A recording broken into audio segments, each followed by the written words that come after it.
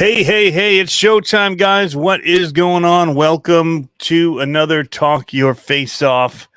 This time I'm flying solo for a little bit because Pablo is at his daughter's baseball game. Looks like she might have one of them a month for the next 3 months, so he'll just be joining us later. So I decided to come in here just into the basement instead of up into the studio. And we'll work on a few things from in here, I guess. So let me know if you guys if the audio and everything's all right. It sounded like it was blowing out there for a second. Might have been a little hot. Little hot.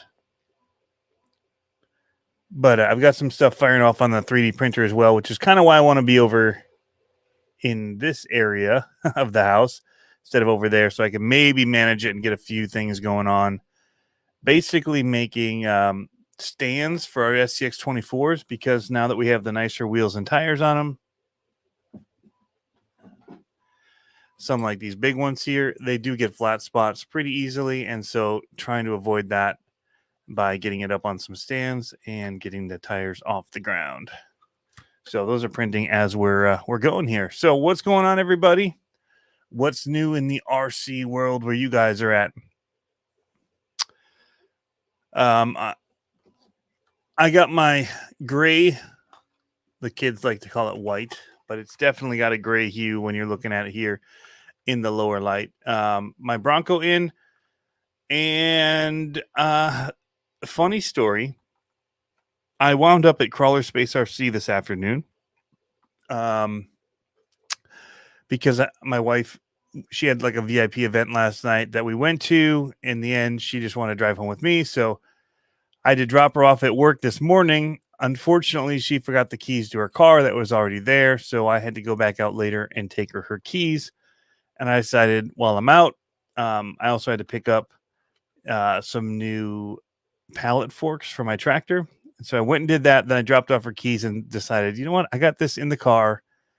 I'm going to head over to Crawlerspace, and I needed to get a few things, Spectrum receiver and some hot racing gears and stuff like that, 0.5 mod, and I run this on his course.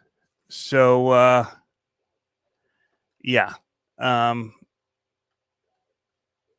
plugged it in, and it just started. It was on, like it fired up, and I was like, "Whoa, what the crap?" So I quickly switched it to off, or what I thought was off. Well, then the lights came on, and then I started noticing a smell, a very distinct burning smell. So the very first time I plugged this in, somebody must have wired the ESC wrong or did something wrong on the chip, because when you turn it off, it just starts driving at full speed. And then when you turn it into the on position, it wouldn't drive forward. It would go in reverse. The lights worked and it would steer. So I tried rebinding in a bunch of stuff, but I mean, the ESC itself smells. I had it somewhere. Hope I didn't lose it, because I was going to. Oh, here. Brand new. Going to send it back to him. But it smells like an electrical fire. Smells really bad. really bad. So I bought a new one while I was there. I figured I'll have a spare that if somebody else has it happen to them, because they're really easy to bind these up. Basically, you put your controller into bind mode and turn on the car, and it binds up. It's awesome. But bad ESC out of the box. These are $25 though, so I'm going to definitely try to get another one. And it does really smell. Brian Koshner, yes, it does smell. So not everything is perfect out of the box, and not even for me. We all get them bad every once in a while. So what's up, Michael Lucre, Curtis D, Jay's RC Expedition, Billy the Kid, Matt Harris? Welcome, guys. So not a big deal. We'll try and go through the processes of getting this traded in for a new one. Not a big deal. I mean, if it was my only car, I could definitely see where somebody would be a lot more bummed than I was. But I actually have another one in the mail and a Jeep in the mail. So we're not through with the mini stuff yet. We're definitely not through with the mini stuff yet. What's up, Matt Harris, Billy Joe? So is it still worth it? Ligma Bowls. Is this still worth it? Well, you can see all the extra stuff that you're paying for has been removed from mine. These aren't meant, they're not designed to be competition trucks out of the box. That's the difference. So this would be just a fun crawler in your yard, on the little trails, over books, over whatever in your house. Yes. What I wanted to do is comp. So for me, all the extras weren't that they were actually a detriment. So it's just 4 screws. I can put them back on. You can see the little holes in the top, and then a screw on for the rear tire / wheel. Not hard to take off. 5 screws. Well, you have to take off the interior, which is just 2 screws, and then it slides over the back here. But it still looks good. It still looks like a Bronco with it off. In fact, it looks like 95% of the Broncos that I see without all that stuff on it. So there's that. I think, is it worth it? Yeah, I mean, the hard body's super cool and it's pretty durable. I've crashed it quite a bit. So but I have another blue one coming because I'm trying to keep this one to be class 1. We'll talk about that a little bit, what that means.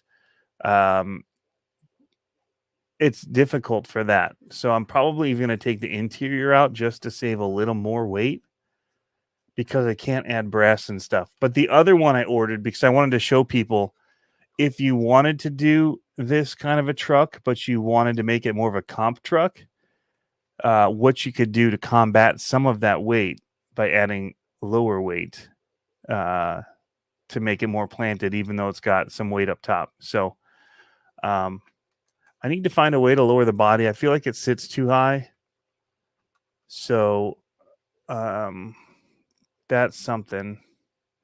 I might try flipping the bumper mount so that they're reversed, so that the bumper sits higher, since this isn't really meeting it.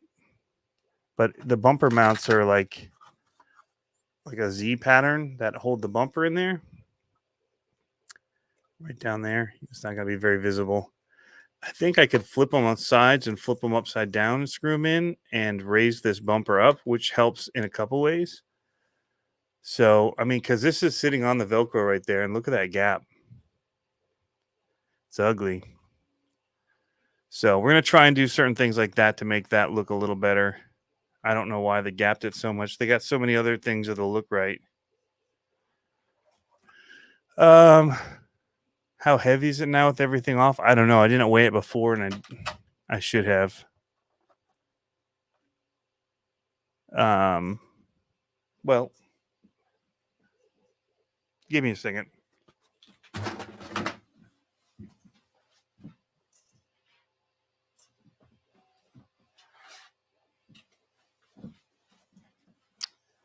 We will weigh it and we will see. We'll just throw the stuff on the scale with it. So I've got it all right here.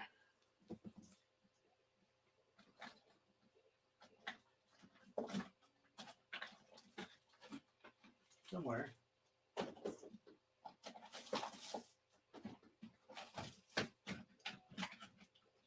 We can talk about this too if anybody wants to talk about that.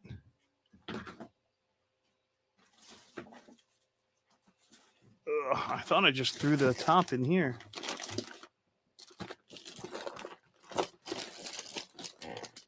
Here it is. Yep.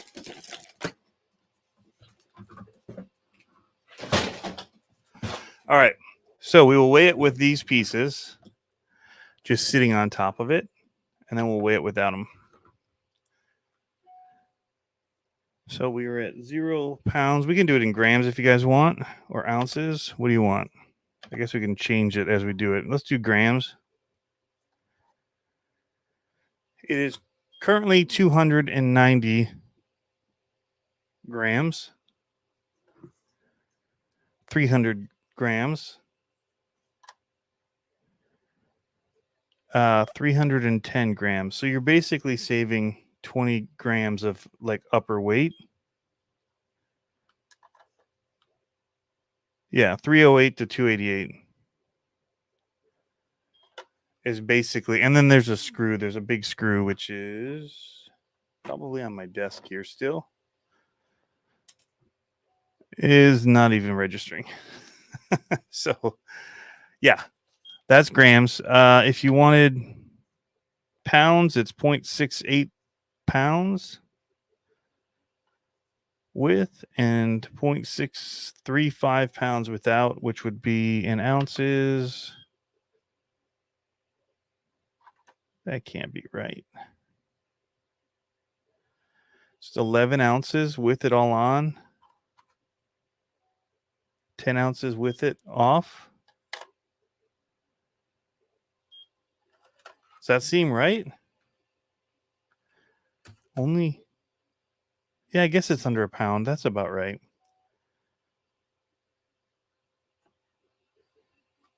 So 10 ounces versus 11 ounces. Not a huge difference. The problem is where it's located, and at an angle, what 10 ounces equals when it's out here is multiplied. So, yeah, or on the back even. So that was our quick food measuring class. But yeah, it's a good bit of weight for this. And I'm getting the stock, the JLU. And the reason I got that is, again, for the comp class, keeping it a stock class. I wanted that new ESC and receiver in it because it's so much smoother for that brushed motor than, I mean, I think the deadbolt would perform better if it had that in it. But in keeping with the rules of it being like a stock truck where we can only change the servo and the tires, these are the Proline Hyrax tires that are come pre-mounted on bead locks. We have to run these no matter what truck so that they all run the same wheel tire combo, because Axial has all different kinds of wheels and tire sizes and shapes and all that. So yeah, I know. RC Amigos, what's up, man? I put my baby face back on for that VIP dinner. So yeah, definitely a younger look without that big old beard. So we could put a V2 in a deadbolt, because I think it still runs within the stock setting of the Axial stock trucks. I don't think that would be an issue. But you know, it's the idea of trying to keep everything so it's minimal work for people. You just change out the two things. You don't even have to change your servo, but you're allowed to. So for about $30 more is basically all you're allowed to do to it. And I think we can go in, and I need to clarify if we're allowed to like remove shock springs, and if we're allowed to like move where, as long as we don't change the shocks, if we can just move where they mount and that kind of stuff, or if they really want to keep like stock geometry with it all. So yeah, that's what I want to figure out, because I would probably remove the shock springs on this and droop it, and I would probably reposition the shocks to mount on the servo, or on the servo, on the ESC mount right here. You can screw right in to where that mounts in, or up here, and then in the rear you can screw into the battery tray screw, which is right here. And so bring your shock forward. And I think that would help. So yeah, that's something that I'm looking at for doing these in the stock class. So I have another one of these ordered, so I can kind of show upgrades to make it handle better than stock. So we'll keep these ones stock and show it compared to what we did with the upgrades. And then we'll do other stuff. Yeah, guys over here, we're heating up links and making high clearance out of the stock ones. I could see that.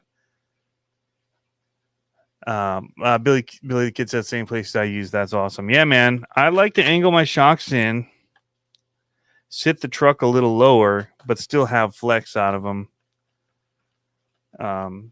So that's one thing that's definitely missing. I've noticed that I've been tipping it over, and that's partly because I haven't been driving anything that's stock recently. All mine are very heavily modified. If I take the top off of this one, It's a very heavily modified. I saw a question about the toolkits, and I'll get to that in just a second.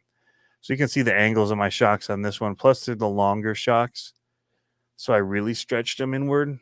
But yeah, it gets pretty decent reach that way. I've seen some people's though that are crazy how much twist they get, and I don't get that with this, but it's good enough for me. Definitely. Oh, I was catching on the body too, so I get pretty decent enough walk with it.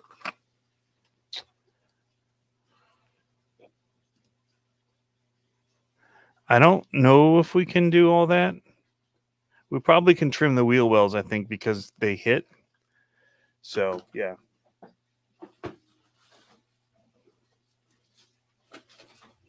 To answer the question earlier, I did get the toolkits in.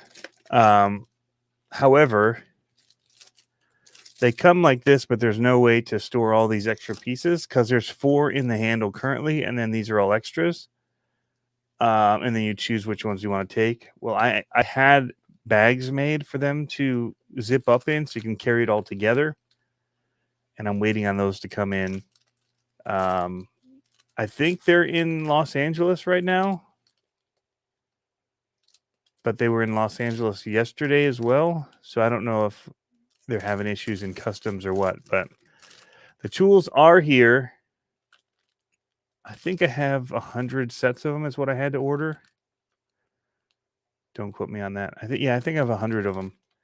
So, or not, actually, I have 98 of them. 2 of them are gone, even without the bags. But they should be very soon. I'm probably actually going to repackage all of them. I bought Ziploc bags that will hold the baggie, and I'm probably just going to take all this out and put this in the bag with these extra tools inside of the bag. So this will sit in front of the black bag, probably with a bit in it. And then, yeah, I'm not sure.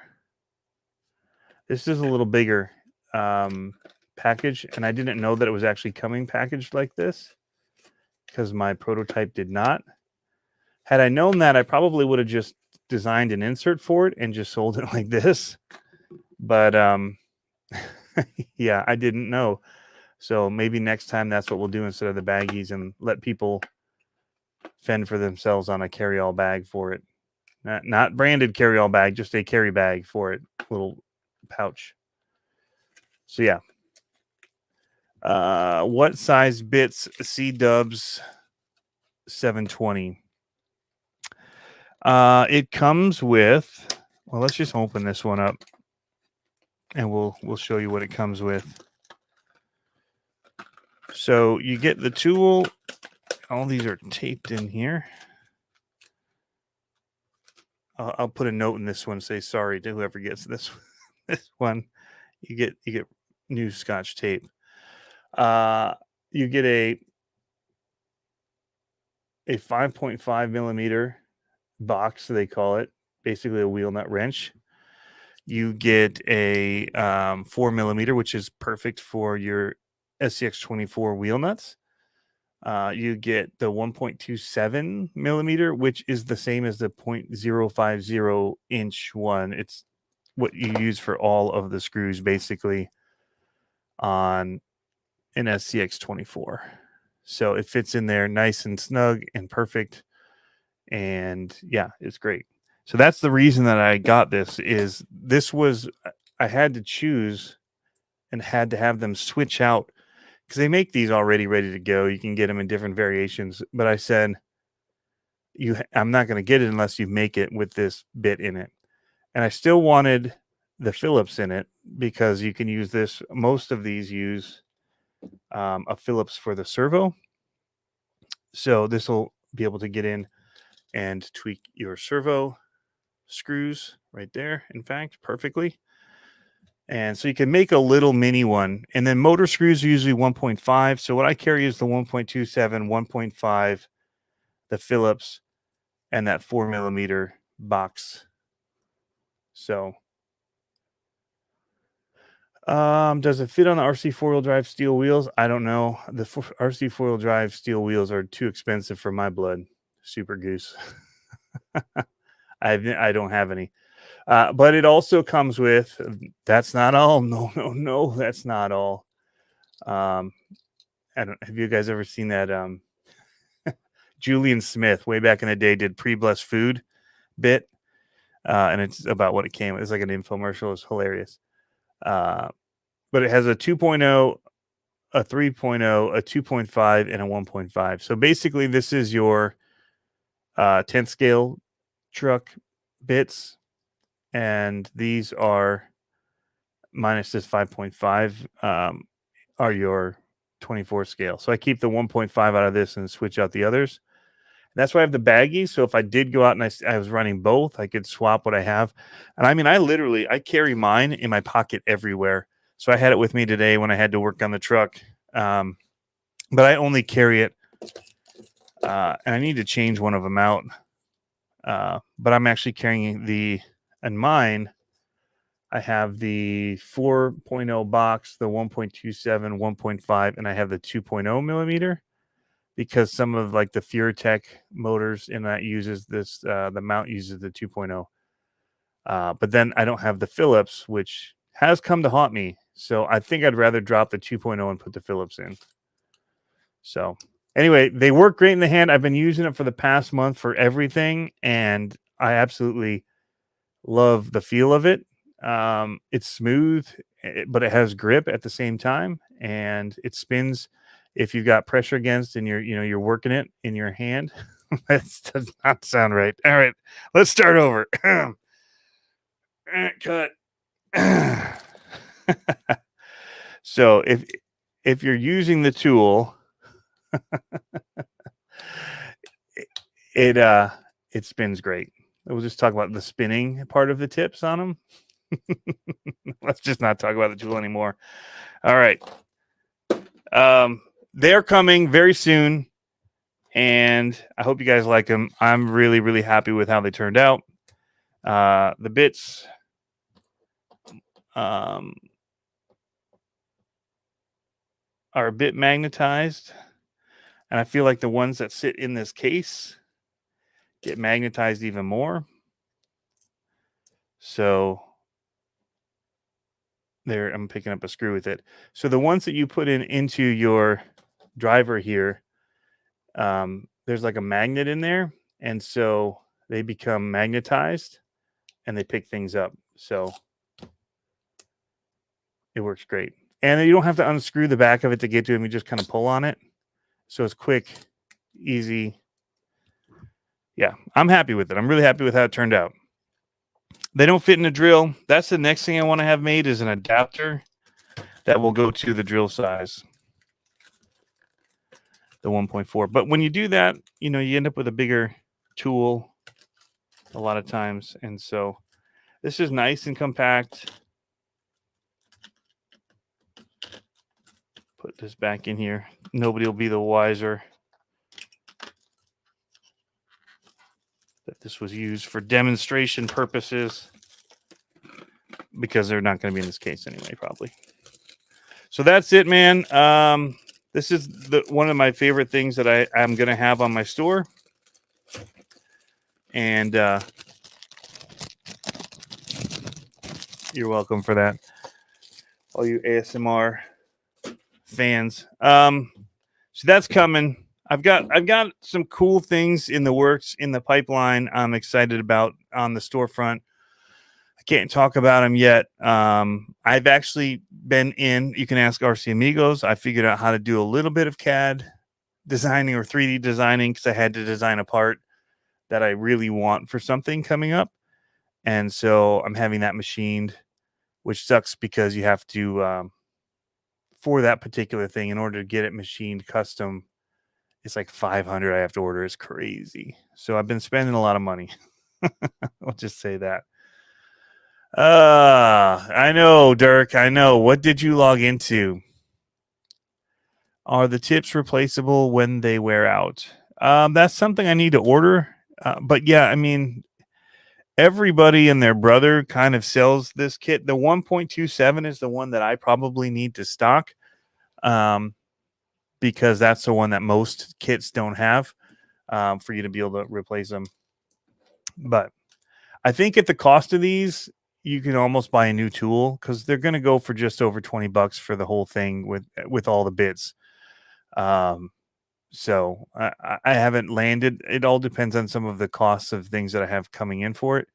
But yeah, it's going to be just over between 20 to 25. I'm trying to keep it lower for you guys.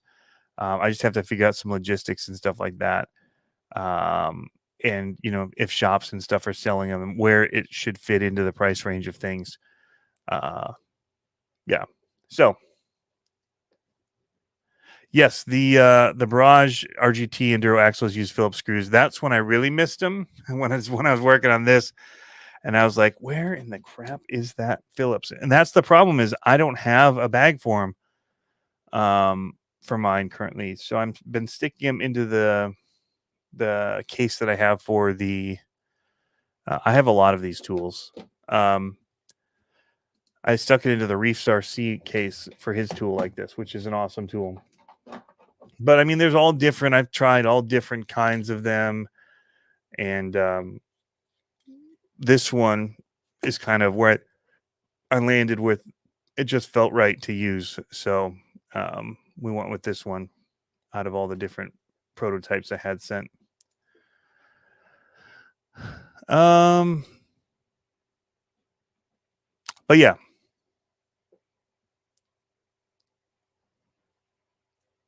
So that's coming. FureTech, actually, there's some cool stuff in the works with FureTech as well that I've got going on, specifically for the monster trucks. So actually working on something with them, trying to get like a special edition basically made. So that is something to also keep your eye out for. And hopefully I'll have an announcement on that very soon. I just don't want to get ahead of the game on it until I know that I can get them in. And I have to find out all the logistics on that as well, as far as quantities and stuff I have to order. So the front and the money part is tough. And then you got to hope that stuff sells. So I realize I don't have a screw in this one. That's the one thing I'm noticing with this particular, with the FureTech, is they're different size screws because they're the RGT size. So I'm going to need to get another screw kit, I think. They're just a bit bigger.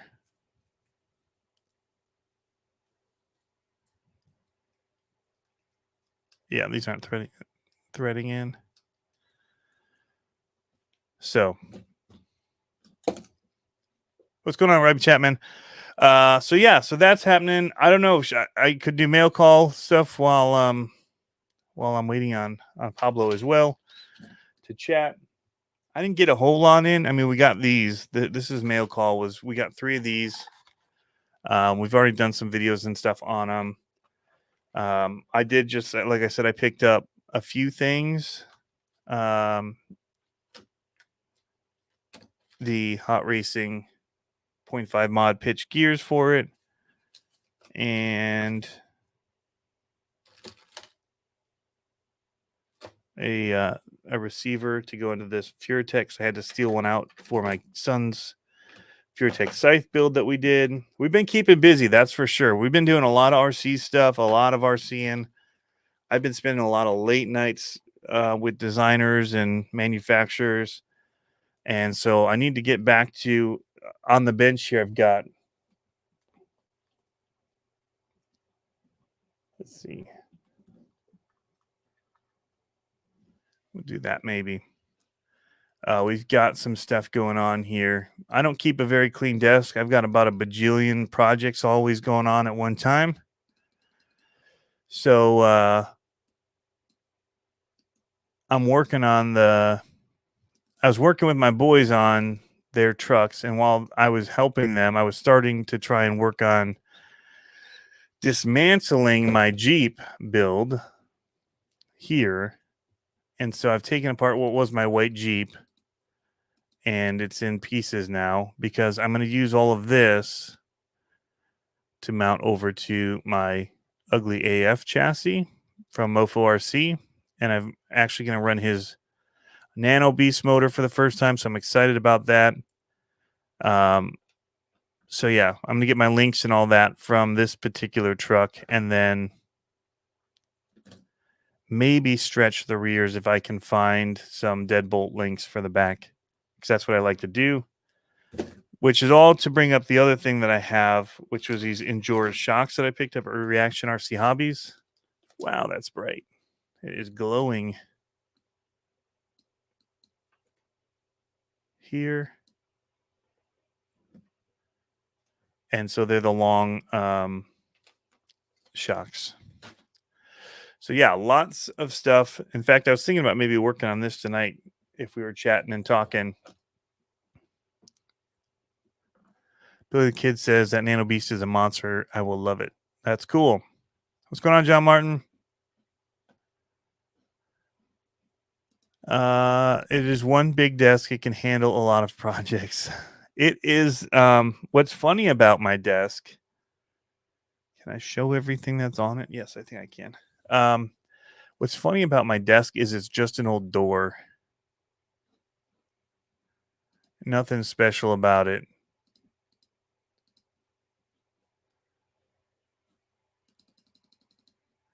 In fact, the door is so flimsy now, like it presses in.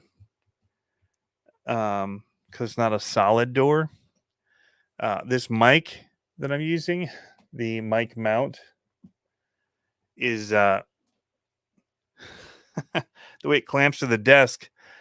It bends it in on the desk, and so then it creates like this angle on it, so that it doesn't want to stay here. So I have to wrap like gaff tape around it in order for this not to move, because it wants to swing over, like way over here.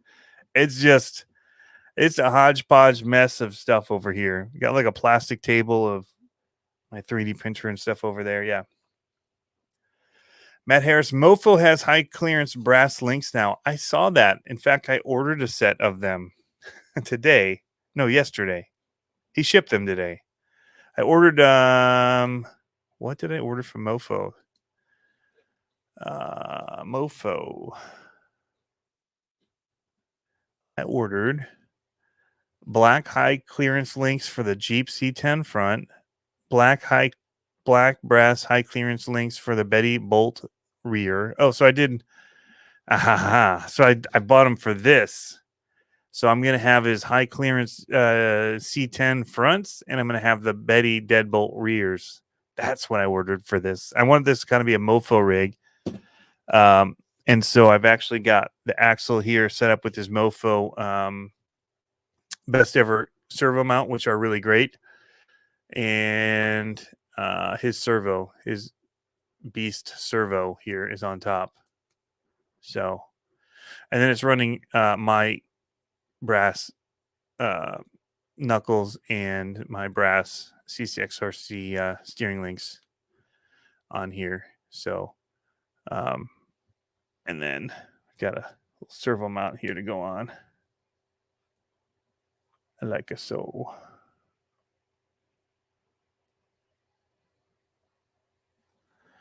Like so. This may or may not be the part that I designed. May or may not be. Very simple. I'm just tired of all the really, really long ones. So especially the ones that are made out of metal, they're very long, and then you have to grind them off. So I put my hand to work, and it was very, very simplistic. But I designed a 25 tooth splined servo horn for minis that use the same screws as the chassis and all that. So in theory, if I did all my measurements right, it'll be awesome. If I didn't do my measurements right and the 1.4 screw holes aren't right, then I will have wasted a lot of money. So here's to hoping that my first batch is cool. But to have them do a simple one-off on it was so expensive that I was just willing to roll the dice on just doing 500. So yeah, I don't know what I'm gonna do with 500 servo mounts or servo horns, not mounts, sorry, servo horns. But yeah, if they work good, I'll try and get them in other people's hands that may want to sell them with their servos. Peter, yes, I shaved and got all cleaned up just for you guys. I thought this was going to be a very special non-Pablo uh, intro to this show, so I went ahead and shaved for you all.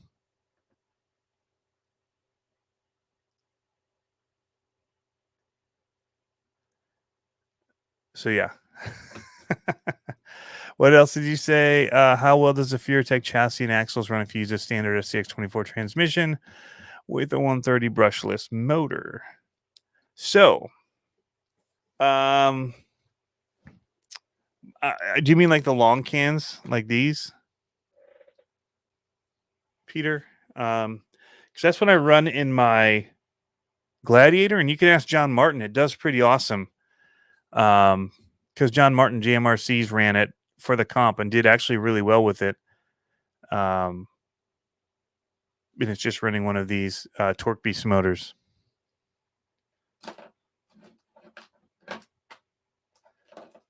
But these are what you guys are referring to when you say 130? Billy the Kid, it'll work, bro. I'll buy one. I'll probably do like a lot of specials, buy one, get one freeze on those bad boys. 500 freaking servo horns. Like the Surpass Rocket or Charisma micro motors. The Surpass Rocket's a pretty big motor. I haven't used a brushed one that size yet in it.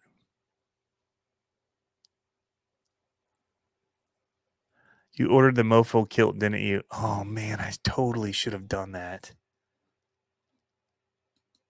We might have to do that in this live stream. What's a mofo kilt cost? Is it like $40?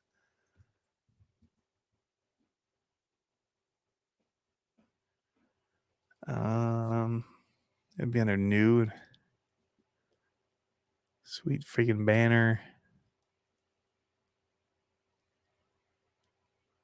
I don't see it.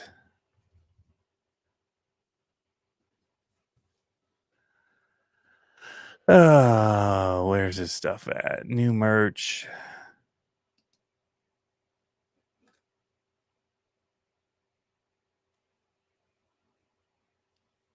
Well, you got to remind me of the name of it. I can't remember what he called it. Merch. There we go. I don't see it listed anymore.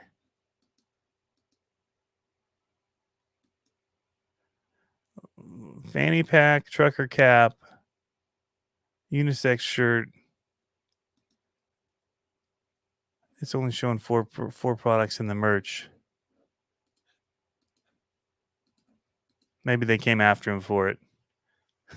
What's going on, RC athletes? Who cuts your hair? I don't. Do you even know if I have hair? I don't think I've ever not worn a hat.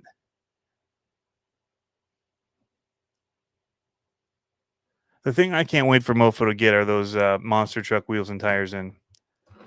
So, but I do have some of these on order to have on my website to sell in the future. And I'm actually thinking about, so everybody's kind of like, they're like, yeah, that's cool. I wish it was ready to run. And so I've thought about just building them out from the kit, just like this one's set up. And then just selling them as a ready to run. So minus the body, but you just get this and then get your own body or whatever. Kind of thinking about it.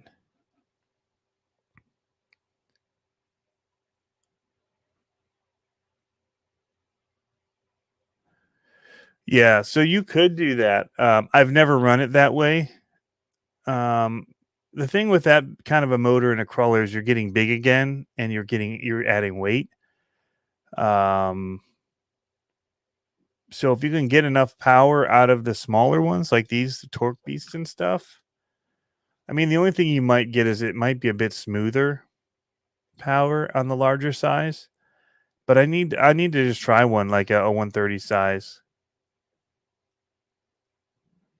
But yeah, I've got this style here. With this, you could run that side motor in it. Not the other scythe chassis, but this scythe carbon fiber one, you totally could run a motor that's up and over. If you got the Mofo RC mount for the Surpass rockets in the 130s, um, it just it just gets into it. That I mean, maybe you could run that then on the new ESC combo from, but at some point you start spending so much, and I know people are doing like they're getting like the Furetech transmissions and all that, and they're running brushed motors when the motor's the cheap part of going brushless. You can get the motor for like $25, and for that Charisma motor brush 130, you might be spending almost the same as just getting the brushless. And especially if you're already going to be powering it with like a Lizard Pro, which I know people that do that for the brush system. So um at that point it'd be like, well, why not just you got to buy a mount, you got to buy the servo, now you got to buy a pinion. You're looking at being 30 some bucks into it, and you could potentially just get a brushless system, which is what I love these brushless systems in here. So yeah, maybe. Oh, you're talking monster trucks? All right. This one you could you're gonna run into the same problem with those motors hitting the side. Basically, you're in the same width until so what it all hinges on is Southwest Monster Shop has an amazing motor mount, carbon fiber motor mount for the 130 motors that set it upright just like this. You can stick it in any of the chassis. You can stick it in his chassis, which is a beautiful chassis. It's my favorite chassis of all of them that are out right now. It's beautiful. The Mofo RC chassis is the easiest to work with because it's got the cutout on the side, and he's already got motor mounts and all that. You can just side mount that motor, and you're off. You're blazing speed like no workarounds. You just buy the parts from him. You get the chassis, you get the motor, you get the the motor mount. You're good to go. But if you want to do the 130s into these, you need an upright mount, otherwise you hit. And I tried buying Gammy sells one RC, and I thought it was going to be good, but the pinions and all that hit wrong with that setup when I was trying to do it. I couldn't get it to work. And I cut it all up. I don't know where I put it though. I thought it'd be on my desk. I was trying to get it working, and I couldn't get it mounted.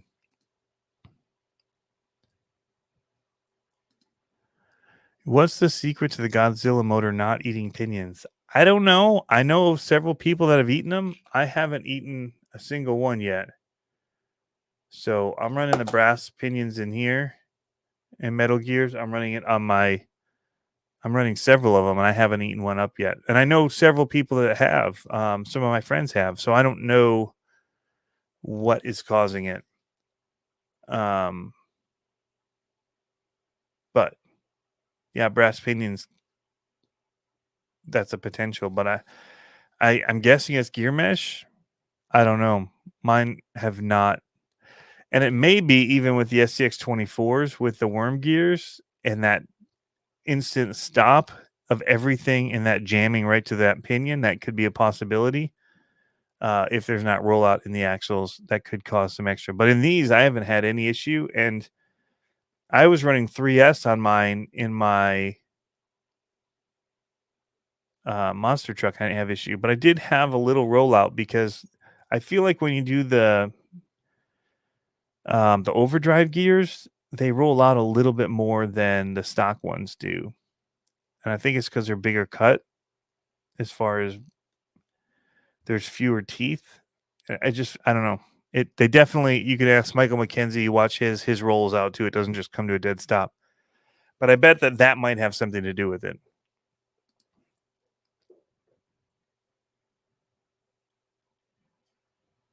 Hey, what's going on, Jeff Walter?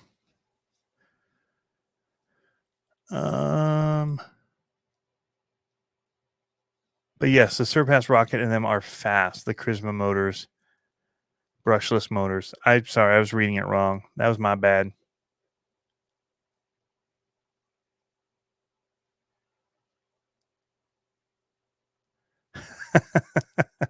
How many subs do you think you got because of your looks? I don't look at myself very much, so a few maybe. If there's women subscribers, maybe.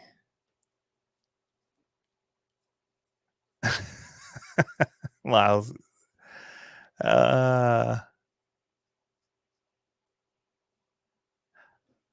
Matthew Copeland, I wish his website was easier to maneuver. I feel like his new one's gotten easier. And I just go in based on, I usually use the search feature, honestly. But yeah, I don't, to look at all this stuff, he's got such a huge catalog, it does get difficult to see everything because he's got so much good stuff. I usually know what I'm looking for. And so I might miss out on some cool stuff he has because I'm not trying to just go through and peruse it all. But I knew I'm looking for high clearance links, and then I saw brass. And typically I go to a site and I just type in brass and I see what he's got in brass. Because that's the stuff that I prefer in a lot of mine. So I have I sold out these steering links so fast that I ordered another set of them. But this time I ordered them in brass because I figure, again, it's unsprung weight. This would be a good spot to have some brass. Would be right up front here. So I have these in brass coming.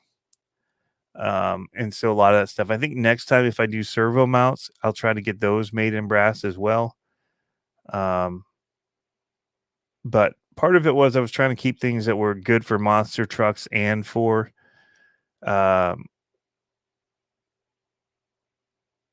crawlers, and the durable but not super heavy work better for monster trucks. But we've been doing the crawler stuff so much, and I think a lot of people are going to probably end up going with this kind of stuff for monster trucks with these axles, that I'm not gonna worry about it as much, and I'll start getting more stuff in brass.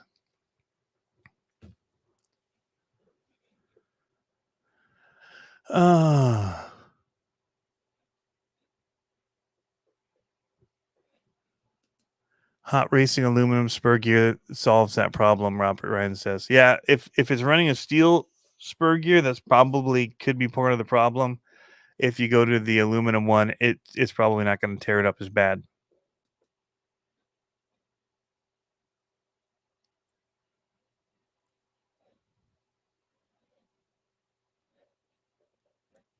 Tank RC needs XCX24 parts and tools now.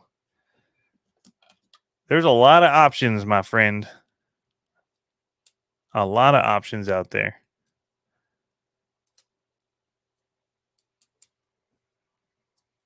I might know a guy. You got to prove you're going to drive it first, though. We got to see some trail videos with it, or in the house over books or stock piles or something. In your opinion, what's the best 1/24th scale crawler RTR? Ooh, RTR. Probably right now, RTR, if you don't change anything, just straight out of the box, it would probably be, in my opinion, the Jeep right now, because it has the new transmission in it. Not transmission, the new the ESC receiver combo that's smooth. So it's got that. It's version 2 electronics in it, and then it's not as heavy up top. I would probably say the Deadbolt or the C10, if they were V2, but they're not V2 right now. So for the class 1, I really wanted to do the C10 trucks, and because I feel like it'd be light, but it doesn't have the V-tune, and I didn't feel like spending more money to swap out the radios and all that. Although when I upgrade this one Bronco, I'm going to upgrade. I would have gotten a V2 radio. I could have stuck into it, but I already ordered a Jeep. So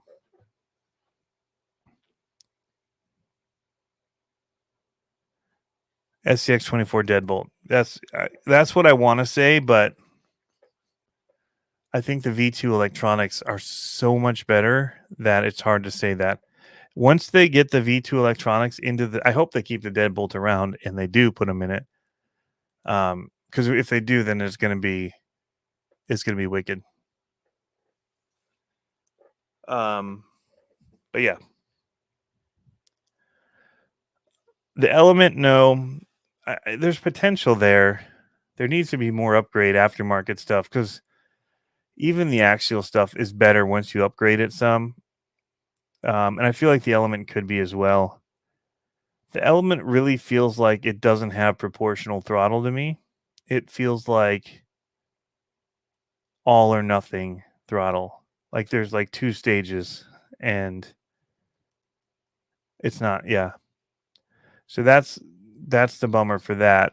And then the mini Z's are pretty cool, but they're hamstrung because they're hard body. They're super pretty, but they run AAA batteries, which are heavy, and the location of them is not great. But FureTech has some stuff coming out for it. I think it's gonna make them a whole lot more capable, and that's just what's been missing is the that aftermarket support for it. But the Mini Z definitely looks the best. It has that cool look. It has smaller tires, not quite as capable because they kept it very scale looking. But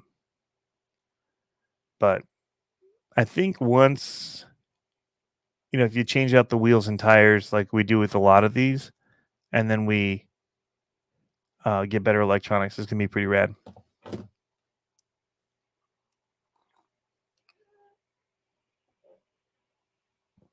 But yeah.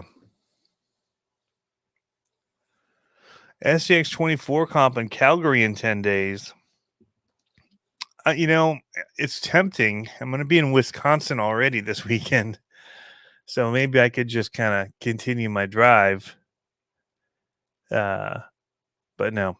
Hey, if anybody is in Wisconsin, if anybody knows where Freestyle RC is, we're going to be there Saturday racing buggy and monster trucks. They're doing like everything. I think they're doing on-road, they're doing off-road, and they're doing monster truck racing all in one day. So I'm showing up for that madness. Jeff Walter question. I'm planning on Monster Jam style track at this park. What size would it be needed for it? So if you do a Monster Jam park, you got to figure 2 sides to it, and you'd want to match them. So either you just have an open area, with like maybe a finish line jump or something like that in the middle, fun box kind of thing, or a couple things that you can change up the course based on it. Like, do you use, maybe pods on each end for freestyle, and then something in the middle that has jumps where you could either go around the loop, chasing each other like Chicago style, or, you could do there's all the different styles of racing that they do. Or you could do like figure eights where you're on each side and you're going around the outside pods. And then usually if you just throw in a couple like either wood or plastic ramps, you can change it up for racing that way. But if you're just looking to do like a freestyle area,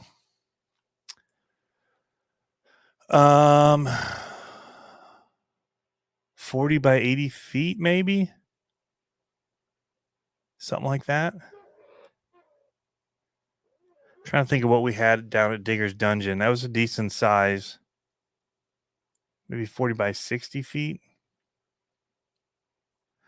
I mean, they do it in some small, tight spaces, so probably 40 by 60 feet would be good.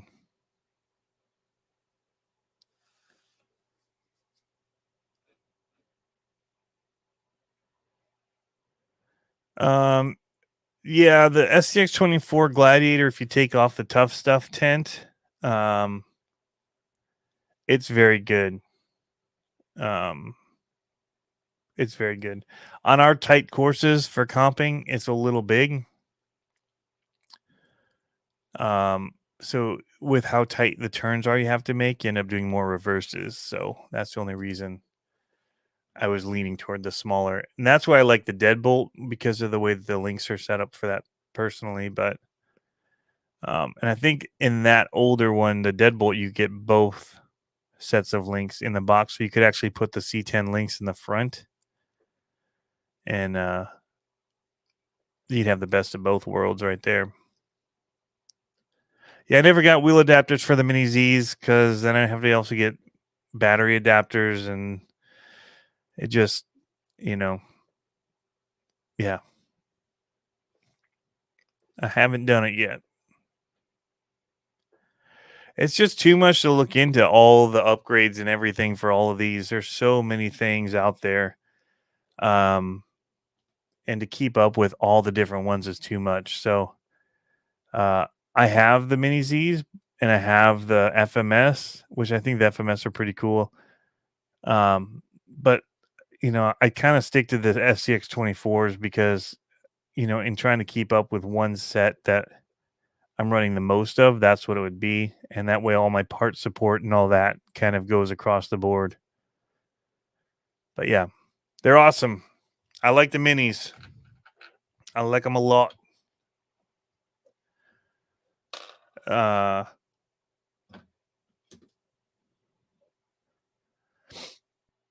Who has this ugly AF chassis? Anybody in the chat have one of these?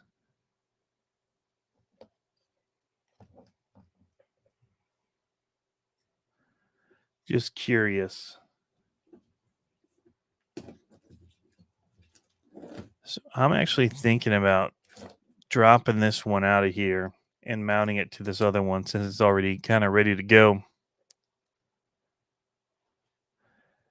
Dirk, you do? Yeah, easy part support for sure. Oh, you got the aluminum version? Sweet. Dirk does. I really want to get it done. Billy the Kid needs to get a Mini Z. Which one would you get?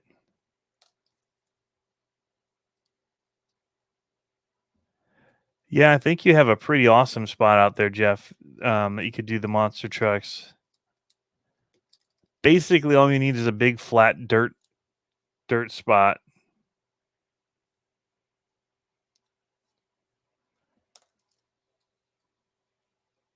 Oh, I'm undoing the wrong part. Shoot.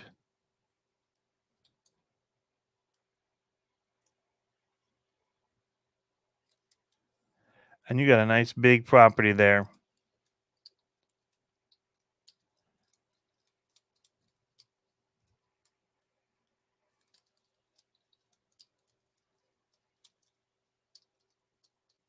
But yeah, I mean, you've got a tractor, so you can constantly be changing it up too. So that helps.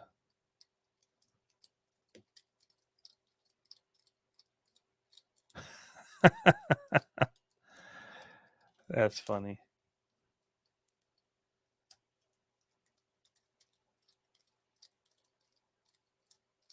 Okay, he says this is most capable rig so far. Well, that's cool to know.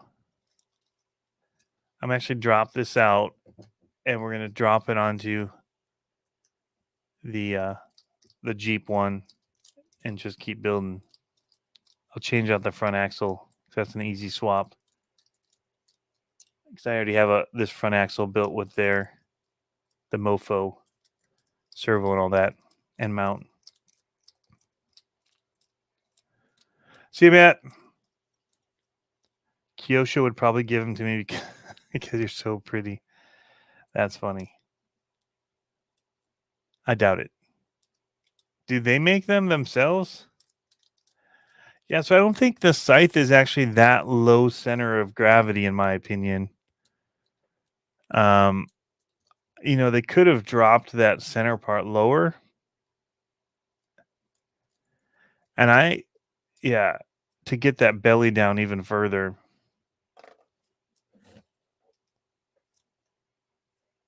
That's what I was looking at with it, is making it lower.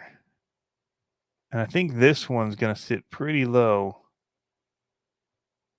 which is what I'm excited about. I really want more of a belly dragger style.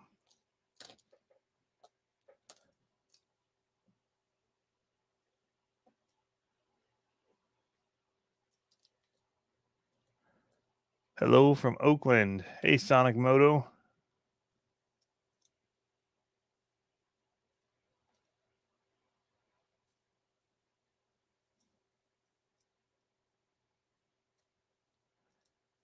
Yeah, that's the one thing I missed about my last property was the monster truck area I had. And where I'm at now, there's not really a good spot for something like that. Maz Designs Cheat Code Chassis. I like the name of it.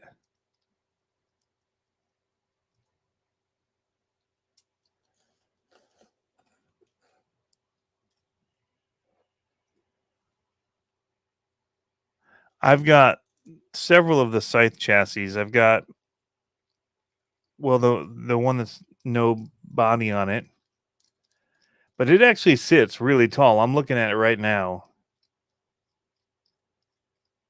And I guess I could change my shock location and really lay them down. But I've also just got huge tires on it, which makes it sit really high. What's up, Alex? I'm just kind of wrenching here, trying to keep up with the comments. Waiting for Pablo. I did get something from JB Scale Graphics in the mail for my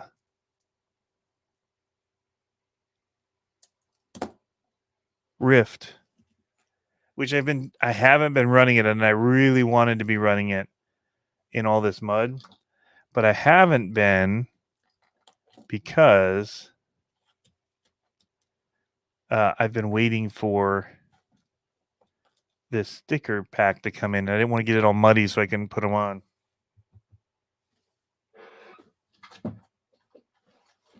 It's funny how things like that dictate us. The front yard is too muddy, man. We get too much water there. I don't think I'd get too much flack for doing it. Everything would get ruined all the time.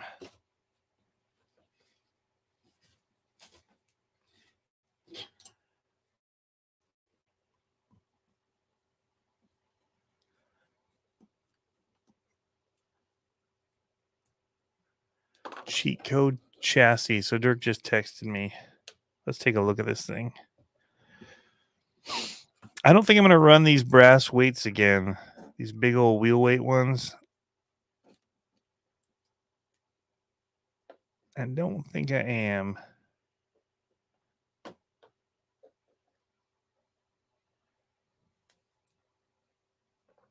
Maybe I will. I don't know. I have to wait and see. I have to see what the chassis allows, or not the chassis, the wheels that I choose allow. That would be a ton of weight if I could. I've got these big old brass inserts like this that I was running before. But they also widen the truck, and I think that's why I'm not going to, actually. I think that's my reason not to. This is why I like my tool. It didn't sound right.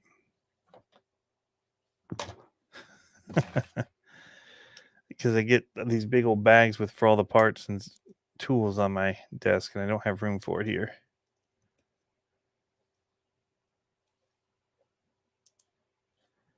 So I'm gonna just pack all this stuff away. I paid a lot of good money for that stuff on eBay back in the day before all of this stuff was available. There weren't a lot of brass options for these. This was one of the first ways to add some weight.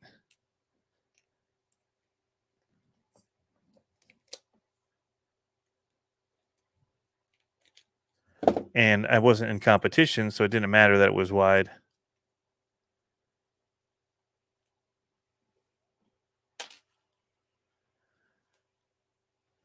What's going on, M-Dub? All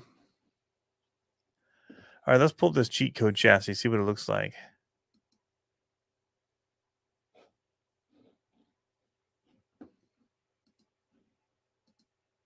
Oh, I've seen this. This is wicked looking.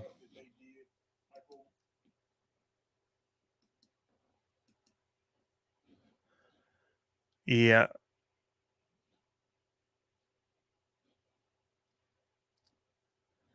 So this is the GNCRC video. Let me pop this out into its own window. We can show it a little.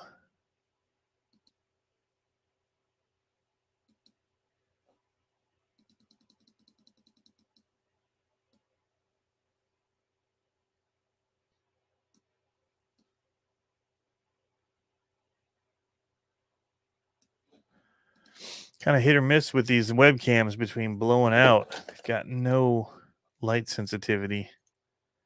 So you're either blowing out or you're dark shadows. It sucks.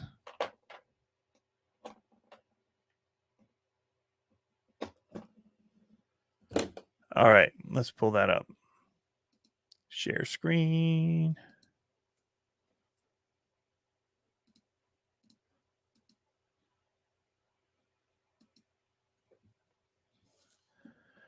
So that's pretty cool.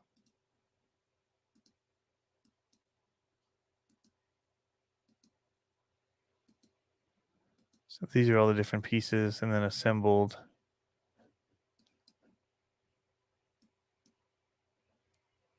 Got these little wings on it, but I definitely like, I mean, that's a low drop. Very low drop. This looks very similar to something I was working on designing. Not the angles and all that, but I've been having fun in the design software.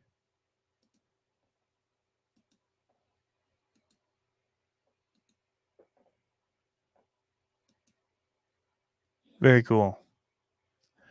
It reminds me of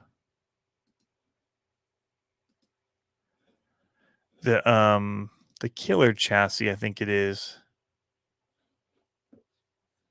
I'm trying to think of here. Have you guys seen that Killer KILLR? I believe it is.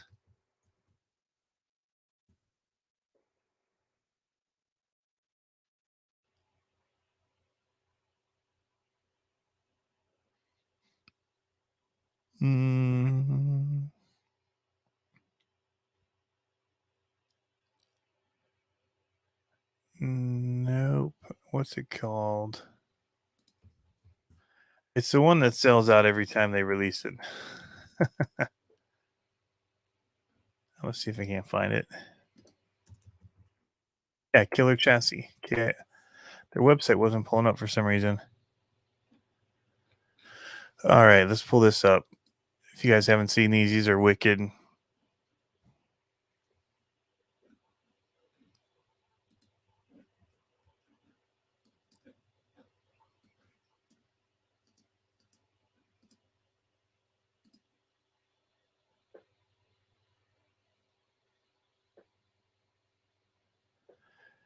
Now on Facebook.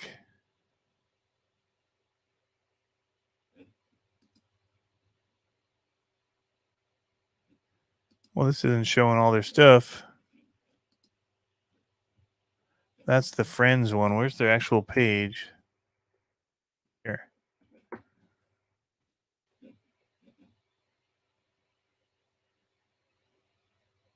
Yeah, I missed this one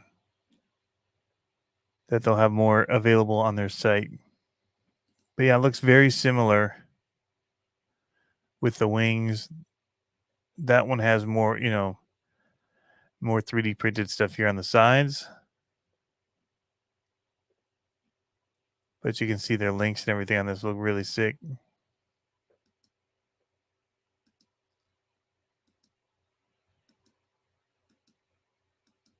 That's the one I was trying to get to. But that I'm gonna have to look up that one again and see about the cheat code.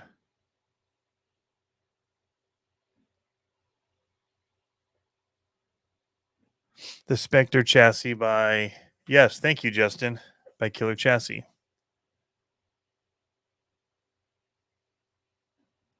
Man, there's a ton of chassis. Hard Park RC chassis, carbon and titanium options. I have not. But should I have? Is my life is incomplete having not seen them?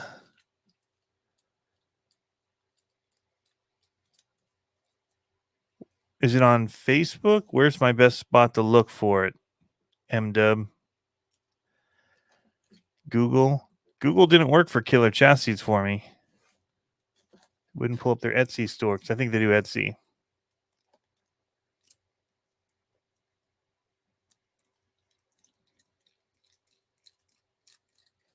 You can see I'm using that tool. It works pretty well.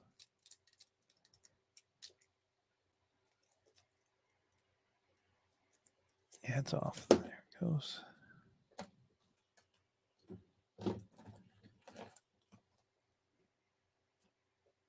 I need to put the I might break down and put the portals on this one and make it a super rig. Like super cheater rig. And then it'd be all mofoed out.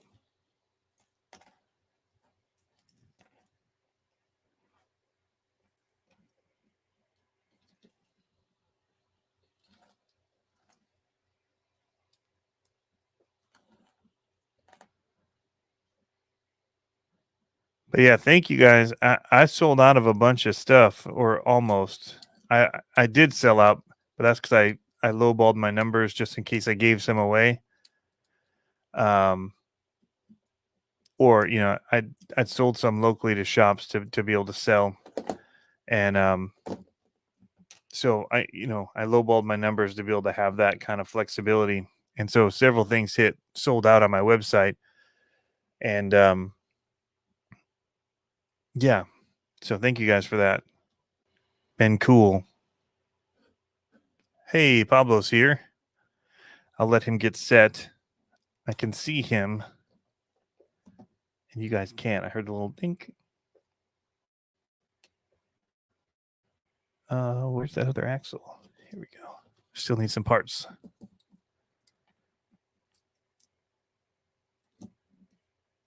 These will all be replaced as well once I get in there with the high clearance ones. But I just want to get it together.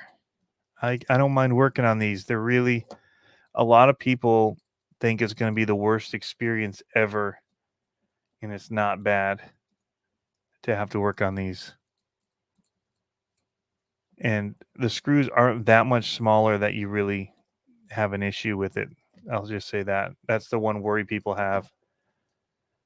And it's not a problem for me, especially when you have magnetized tools.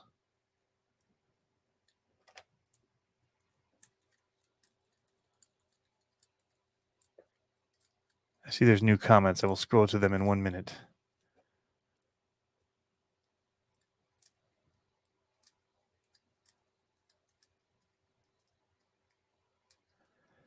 Yes, Josh had some from Harley Design, some stuff available. Longer links in the front definitely is where it's at for me. I think the C10 ones are fine for length, especially if you're running the deadbolt rears. It gives you enough stretch. It's not quite getting to the length of, say, the new Gladiator, but it's a good length.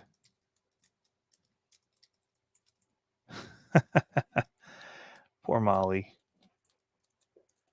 She's got to look at the screen. But yeah, Sonic Moto, I agree. They're simple once you start going. I agree with that, Vince. And again, the screw sizes aren't that bad. The parts aren't that tiny. I just find them very easy to work on, and I actually enjoy working on them a lot now. So the hardest part for me is some of these, like the links in that and the lining up the drive shafts when you're trying to pull it all together. That's when it gets a little frustrating, but it's not the end of the world. Yeah, Dirk, they're selling pretty good. I didn't order in huge quantities either. I was just kind of testing the waters on some of them. Some of them I had to order huge quantities because, like, I was only really ever planning to do like diff covers and a few things with my logo on them that I thought would be cool with the monster trucks and all that. And then I came up with, like, well, I should also have these as well. And so now I ordered a while back, and they've been shipped. Some places ship way faster than others, and I don't get it. But I have like so when we started doing the monster trucks, tilt up for a second. We started doing the monster trucks. The overdrive gears were a big deal for that, and they all sold out instantly. And so that was one of the things that I had ordered early on. So and finally got it all worked out and working. And so I have some, like the 23% is what we went with because that's what seemed like a good one for the monster trucks. And it's also what I run in my. It's dual purpose. They work great for a front overdrive, but they also work great if you run them in front and rear for monster trucks. So I have those. I had those made. And getting some of that stuff working, it's tough. Language barriers can be interesting. So, but then the cost of having them machined here was so expensive that, most people wouldn't want to buy them and pay for it. So you kind of run into that catch where it'd be way easier to work and do, but then cost becomes prohibitive for something where it's like such small stuff, and in a niche of the industry where people don't want to spend a lot of money. And I get it, like we can have stuff made for our monster trucks that are 1/10 scale, and people will pay $300 for axles. But yeah. Oh, Pablo's back. You all set up, man?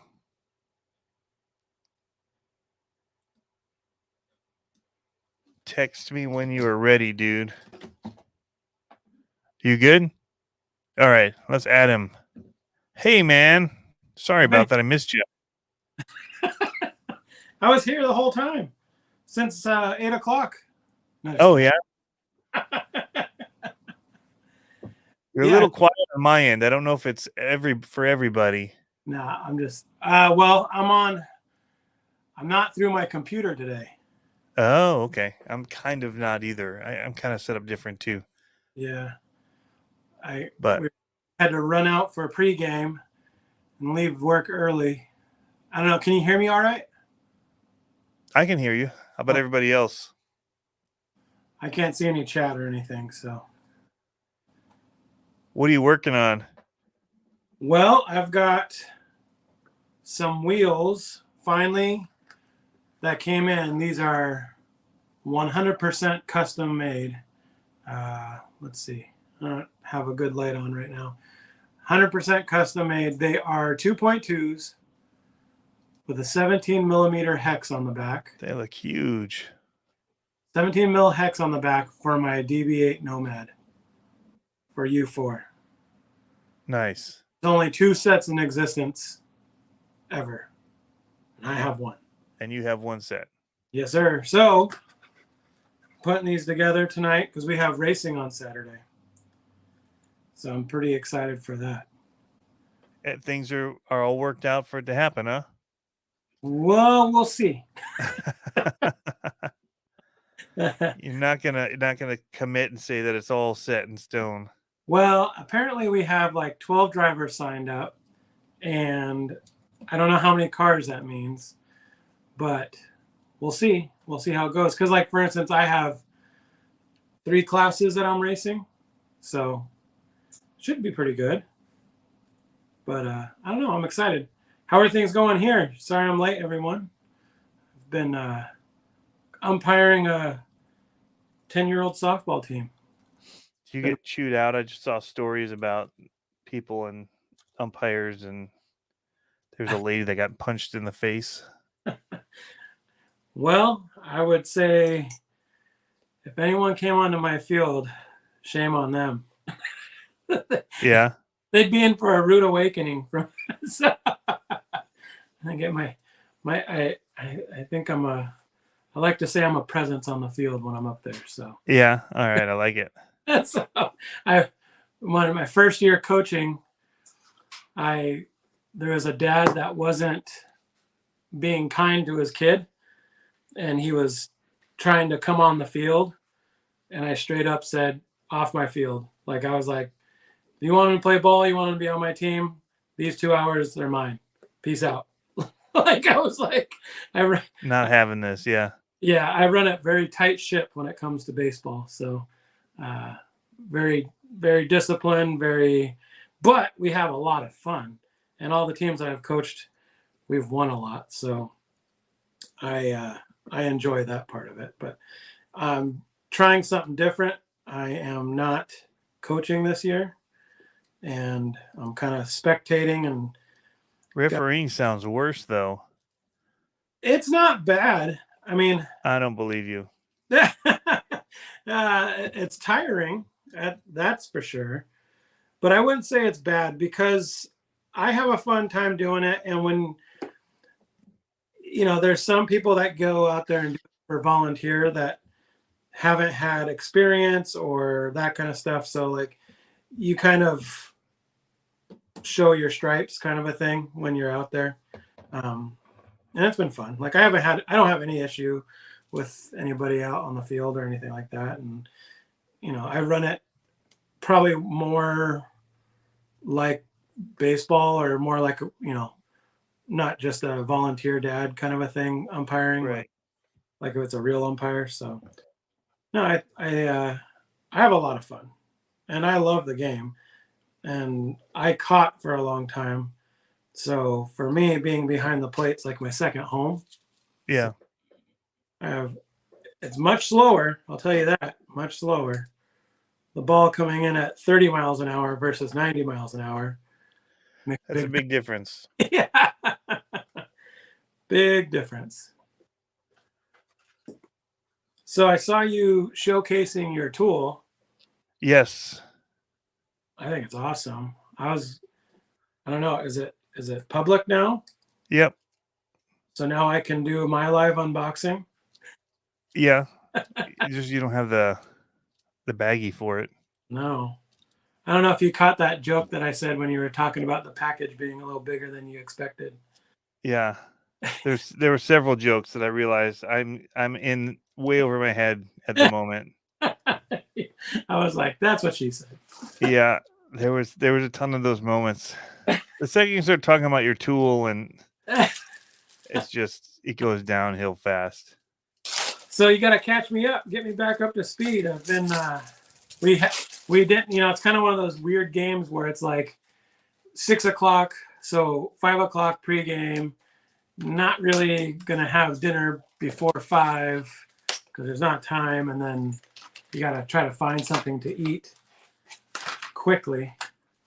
So what's been happening here? I was just talking about a lot of the mini stuff. That's what I've been dealing with and working with the new Broncos. I smoked my brand new ESC in my new Bronco. Oh, plugged in the battery right out of the gate, and it just started smelling something in the wheels. Just started driving. I'm like, oh, this thing's on. So I quickly turned it off, but it didn't turn off. The lights turned on. And I'm like, well, that's weird. Yeah. And so the off was actually on. Like the tires were driving. It was weird. Huh. There was something definitely wrong with it. But I bought a new one. In fact, I bought a new used one that Already? somebody else had, and he'd gotten in as a fix one for something that he had an issue with. Uh-huh. So, yeah, so he sold me that one because Nice. he'd already opened and put a new one in. So he just had that one kind of sitting around. So I bought it from him. And then I'm going to do the same thing and just have one sitting in my case in case somebody else happens to have, RC people are. We like to have stuff on hand in case somebody needs it. Be hoarders. We're hoarders, but we say that we're doing it for the good of the community. Yeah. There might be a time when somebody needs this RC10 Right. 3.0, like old school, like you're still holding on, like, well, you never know.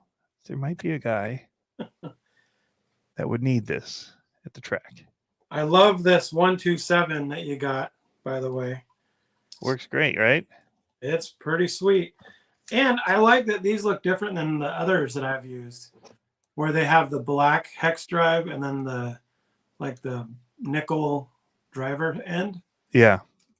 Nice. I don't know why I like it, but it's nice. It matches the handle well. And mine, as much as I've used it, and I've used it a lot, because I work on these a lot more than people think I do. I'm constantly wrenching on these little ones because I can just throw them on my desk here right in front of my keyboard. Right.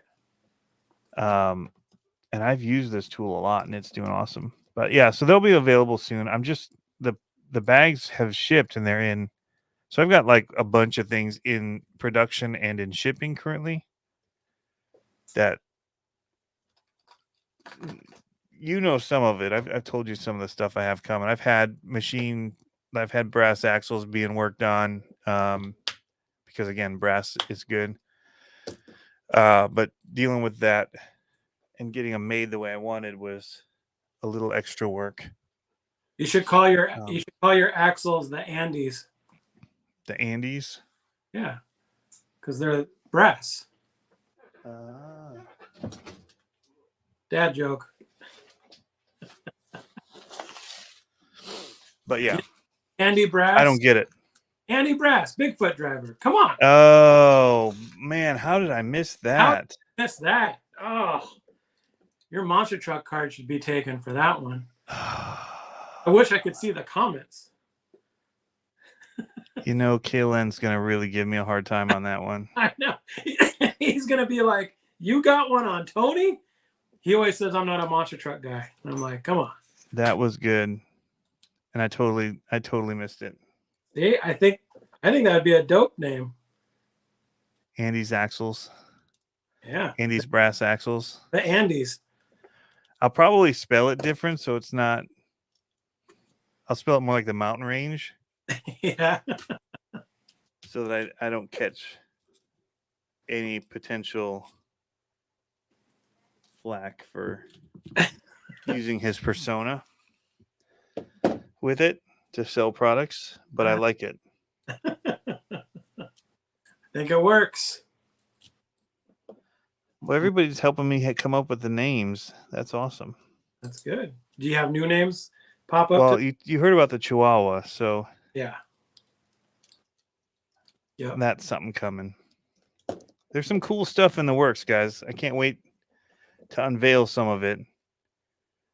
It sucks sometimes having to keep things close. I can't wait. I'm excited. Cool stuff. But it's been a lot of late nights. Like I slept before the show for like 3 hours because I only got like 3 hours of sleep last night. So I got a good 6 now for the day. I think I'm I think I'm golden. You're getting old. I am getting old. Normally, I mean, I stay up to 3 a lot, 3 or 4 in the morning to work on stuff, but usually I can sleep until like 9 maybe if I do that. And this morning I could not. Yeah. So, I noticed when being older, it catches up with you faster. yeah, I When you definitely was about to fall asleep while driving today. Yeah, that's the worst. That's the worst.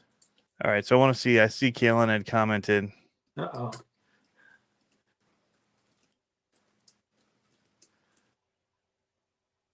Did you get some LMT action in? I know you were busy.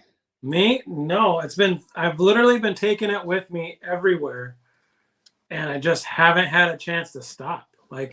But I can show it here first. Oh yeah. Oh, this thing's heavy. Oh, cool. So I don't know if you can see the I headlight. see the headlights. You see that? I got one of Yeah, the stickers and one of my stickers on the headlight. that's awesome. What's it say on the side? That's your amigos It's the RC Amigos, but it's sombrero. it's the hot tamale logo. Oh, the tamale one. Very cool. Yep. So I just wanted to kind of keep it simple because I have a feeling this body's not going to last long. No. Being my first LMT. Well, and you're gonna want to be doing all kinds of freestyle stuff. So Yeah, I zip tied my axles already. I'm trying to see what everyone else is doing, and in hopes that I'll get a good run or a good play. My son's gonna be doing it in the comp, so he'll be running that first. we're gonna start selling dogs now. He's wondering What? because of the Chihuahua. Oh, Dirk is asking if I'm gonna start selling dogs. There might be a dog lineup there you go. of dog named products. Maybe. I don't know. I don't like to get into that kind of stuff too much. Theme stuff too much where it's like, eh. But dogs wouldn't be a bad way to do it. Oh, he missed it. He missed the Andy Brass thing too. What? Did you just not hear it, or Maybe you're so not monster truck that you don't even realize how to do a monster truck joke. Emo monster truck? Yeah. I can't do the pit though, man. Billy the Kid. There's too many other Pitbull RC stuff. Oh yeah. What about something menacing like a corgi? There you go. Like the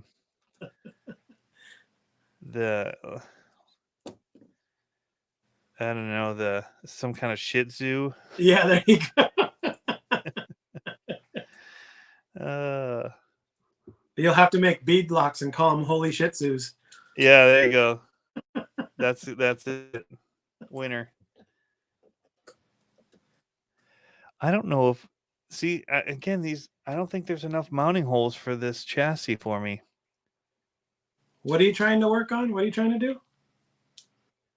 At least with the springs on. If I take the springs off, maybe it'll sit lower. I was gonna do the tall shocks on it, the really long ones. Is that the ugly AF chassis? Yeah, I'm gonna have to literally because I want the shocks to be where these holes are on the side. I need to get long, and I need the deadbolt rears. I need to 3D print some of those. That would bring it back further. I don't like that. Because I really want more angle on that. That's about as angled as they get right there. And if I have springs on, it's going to sit kind of high. If I take the springs off, it'll sit in there. I'm going to see if I can change up my lighting up in here. If I did deadbolt rears, I'd be all right. Let me see what I got. Some gladiator rears. That'd be a little too much for me. Too much. Gladiator, you guys are nuts. You got some crazies in here. Oh yeah, that would work.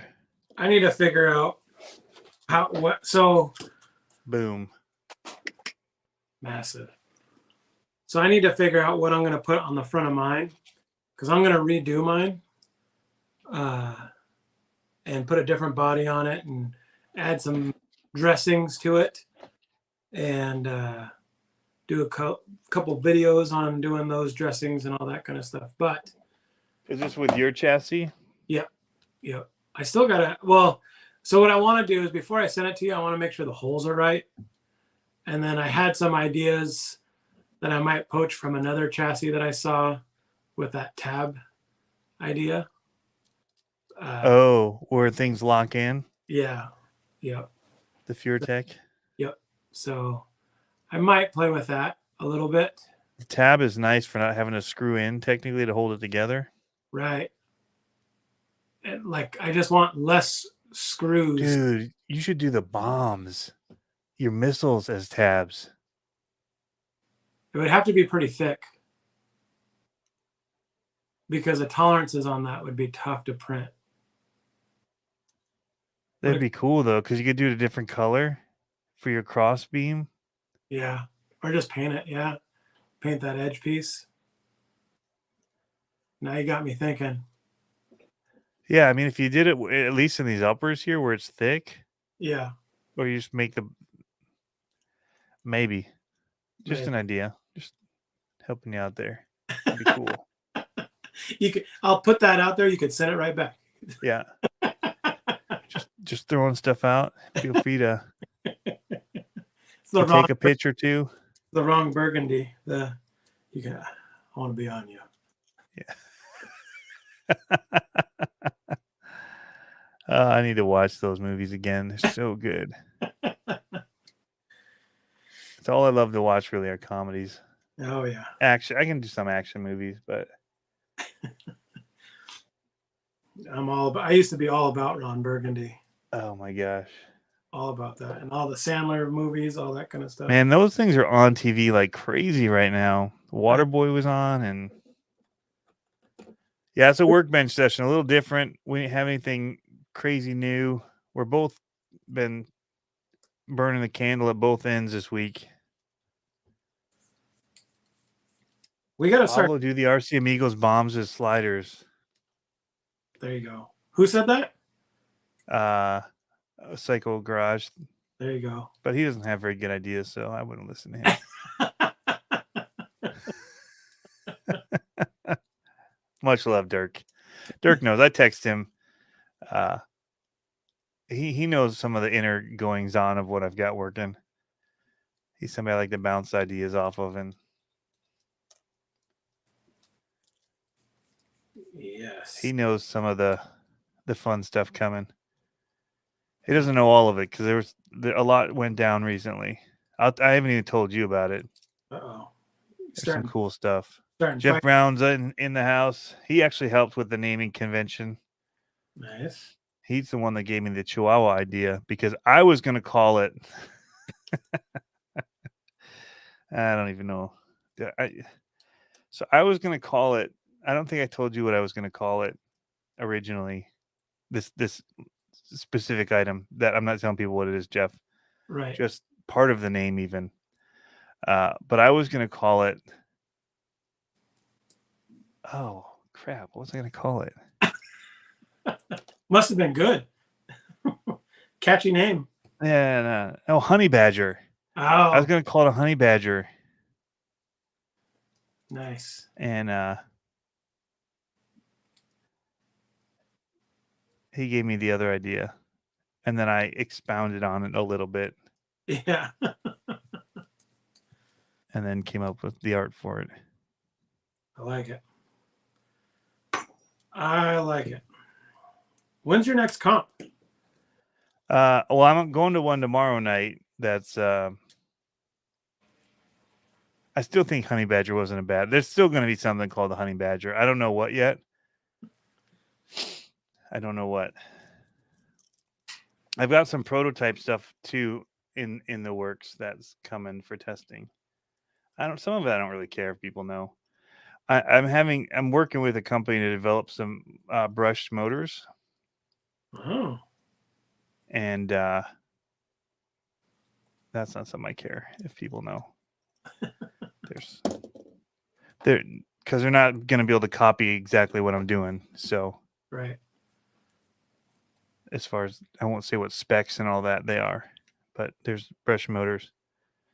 But I miss all the marketing that the motor companies used to be, like the Trinity. yeah, For that, they had really good marketing, like the Topaz, the Ruby, all those. see, and they did it all themed, right? Yeah. Yep. I remember I used to be all geeked out about that stuff. Trinity had cool stuff. You did. Well, this one I'm working on Baby Goliath is the name. You should just call it Baby Shark. Baby Shark. I don't think I'd get in trouble for that. I don't think so. So that's something I'm working on. Is a Baby Goliath motor. That would be cool. I like it. Yeah, I've got a few things that I want to finish. I think I might, that Ferrari build that I was doing? Yep. I think that build might be dead to me. Oh no. Did it take you off? I've just lost that love and feeling for it. Dude, I've been on an 80s kick because of you. And so I've been playing like the 80s playlists on iTunes or music now, Apple Music. Yeah. I just go ahead and put the 80s playlist on and 80s hits and have a blast. Love and Feeling's a good one. We just watched Top Gun. My kids saw it for the first time. I had to pre-screen it because I was like, I don't know. Like some of these 80s movies, even though they're like PG or PG-13. Oh man, Spaceballs. Yeah, I know, right? They're like, you're like, whoa, whoa, whoa. Yeah. That's a PG movie in the 80s. I still love that movie though. Right. Yep. So I was kind of like, well, I'll pre-screen it before we go all in. And I was like, you know what? I'm going to allow it. So we watched Top Gun. Nice. Certain ones are deserving. Well, yeah. Just let it ride. Yep.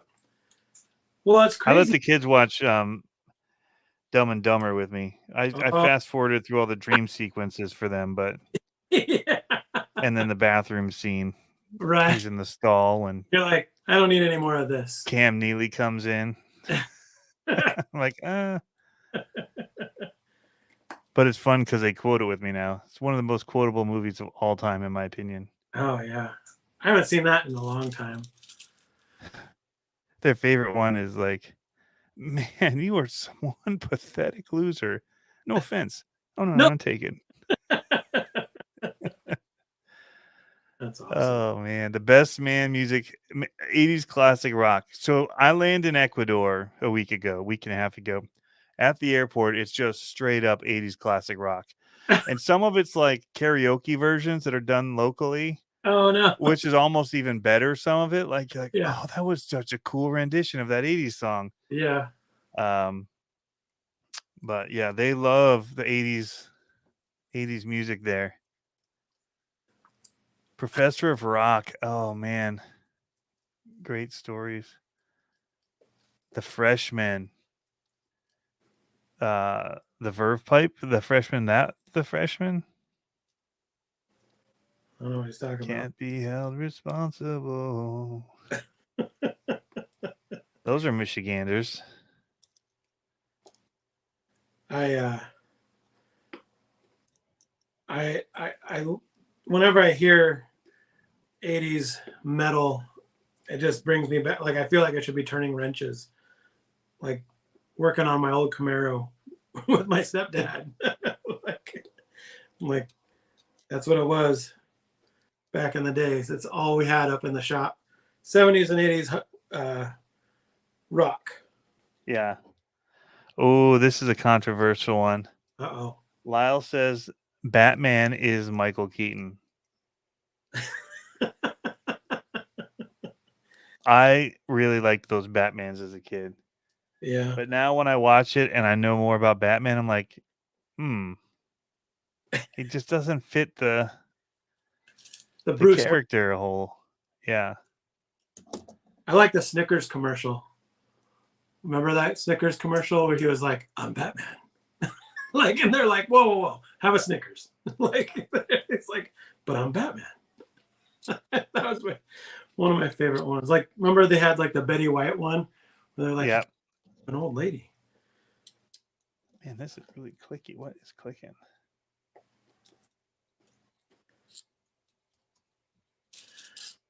I just remember all the hype in the movies back then. Remember how like it'd be everywhere. Like the movies would be in McDonald's and they'd be like, oh yeah, Batman was Taco Bell big time. Yeah. Yep. I remember you would have the different fast food chains would have the different movies. Well, they had the cinnamon crisps. Those came out with Batman. Yeah. Cinnamon crisps came out with Batman. I remember the packaging for them. I just remember, I think it was the first one with Joker. Oh yeah. This town needs an enema. Then I just went around saying that all the time. Because why wouldn't you say that, right? No, I mean, I would say it all the time. Actually, no, I wouldn't. Or RoboCop. I'll buy that for $1. That was a good one. Look up Batman gets his voice on YouTube. Oh no. Oh man, my favorite Batman is on Hishy. How it should have ended. Have you heard of that on YouTube? Oh my gosh, dude, come on.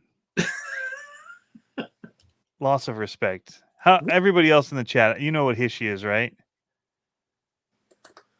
It's pretty obscure, Tony. It's not obscure. It's making fun of how movies end. Like they should all end in the first 5 minutes. Like there's some huge plot gap where it's just like, so like Guardians of the Galaxy, right? They're all in prison and they're escaping that thing, and all of the guys are just shooting like randomly at the windows, and they blast off and take off. And then they're in the Hishy. They're like, all right, everybody, focus your aim on the one window. Like everybody together. You know, like there's all these ways that the movie could have just ended. Like there's no way you suspended disbelief to even to get through half these movies because they should have all just died and the movie's over. Like that's how it should have ended right there. It's super fantastic. They do all the popular movies. You'd love it, dude. You're gonna put it on and you're not gonna be able to turn it off. You're gonna watch one after the other, and they all end up in this cafe, and it's Superman and Batman, and they're so funny. Like their little takes at the end. Oh my gosh, Batman is the worst superhero ever. Changed my mind. Oh, I don't know. I'm a fan. He's not super. So you're done there. Like right, true. Like he's just a dude wearing an expensive costume. Like he doesn't have any. Well, and see, I'm a Batman purist. I like the old school pow. Kapow. Yeah. Zam. Whap. I love that. Adam West. Yeah. Yeah, I love that Batman, man. That was awesome to watch. For sure. Now, has anybody done any Batman themed or other superhero themed RCs? I did until I forgot to print the Captain America. That's right, the Captain America. For the hood. Total fail. Ah!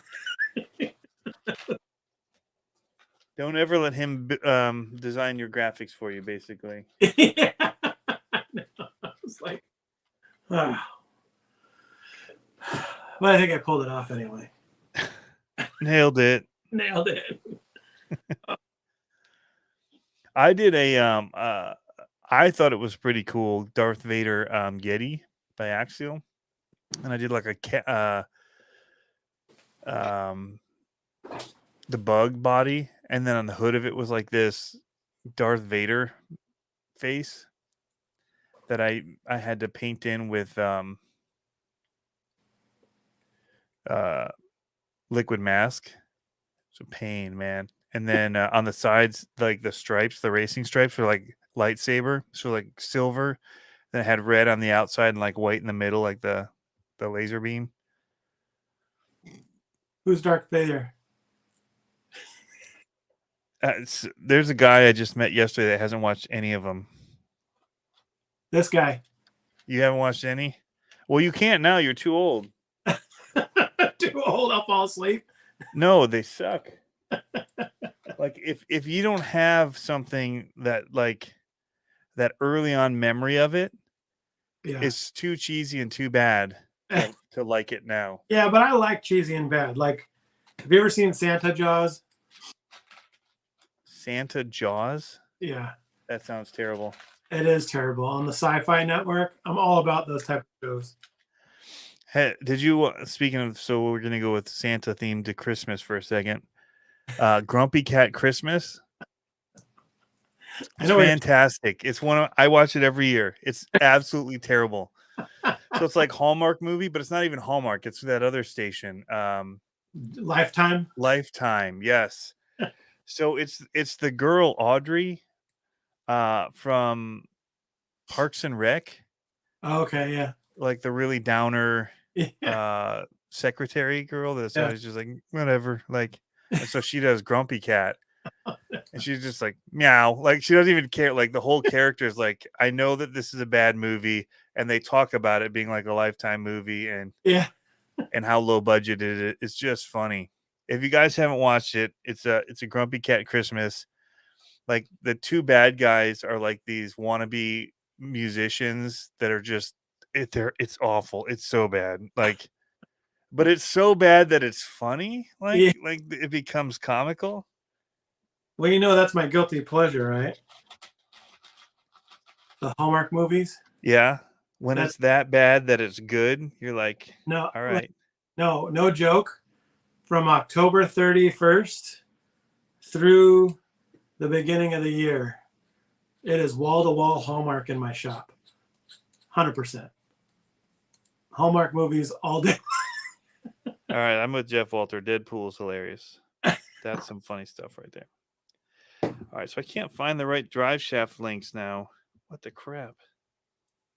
I think I've seen one Deadpool. I don't think I've seen the other. You've seen one of them?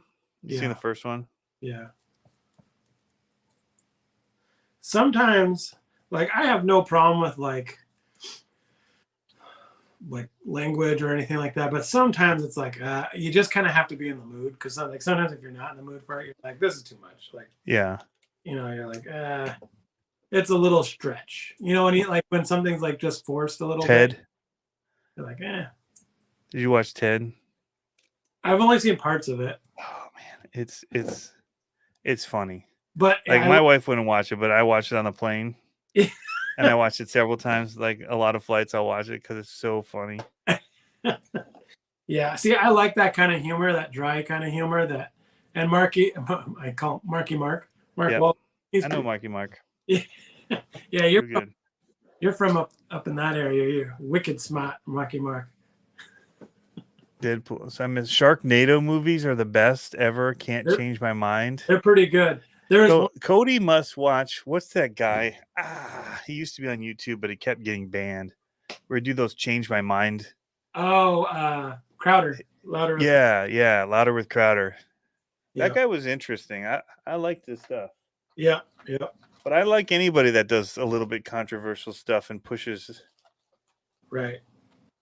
I just can't. I can't stand that people can't take it. Like everybody's snowflakes about everything now. There was one scene in one of the Sharknadoes where like falling from the sky, and a guy, I don't remember if it was a guy or a girl, has a chainsaw and like does one of these and ducks behind the chainsaw, and the the shark goes. Oh, really? I'm like, yes. That sounds pretty cool. Yeah, I'm trying to find out why these things aren't working. Like, did I use these drive shafts? Oh, these are way too long. These are way too long. These are the ones.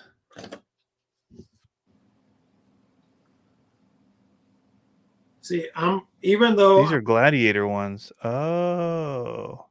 even though I'm hardcore Hallmark in the Christmas time, like I'm hardcore Walking Dead. Like Oh, yeah. I've probably seen the whole Walking Dead series, I don't know, 5 times. Like all of them, front to back. I haven't seen it yet. I like it.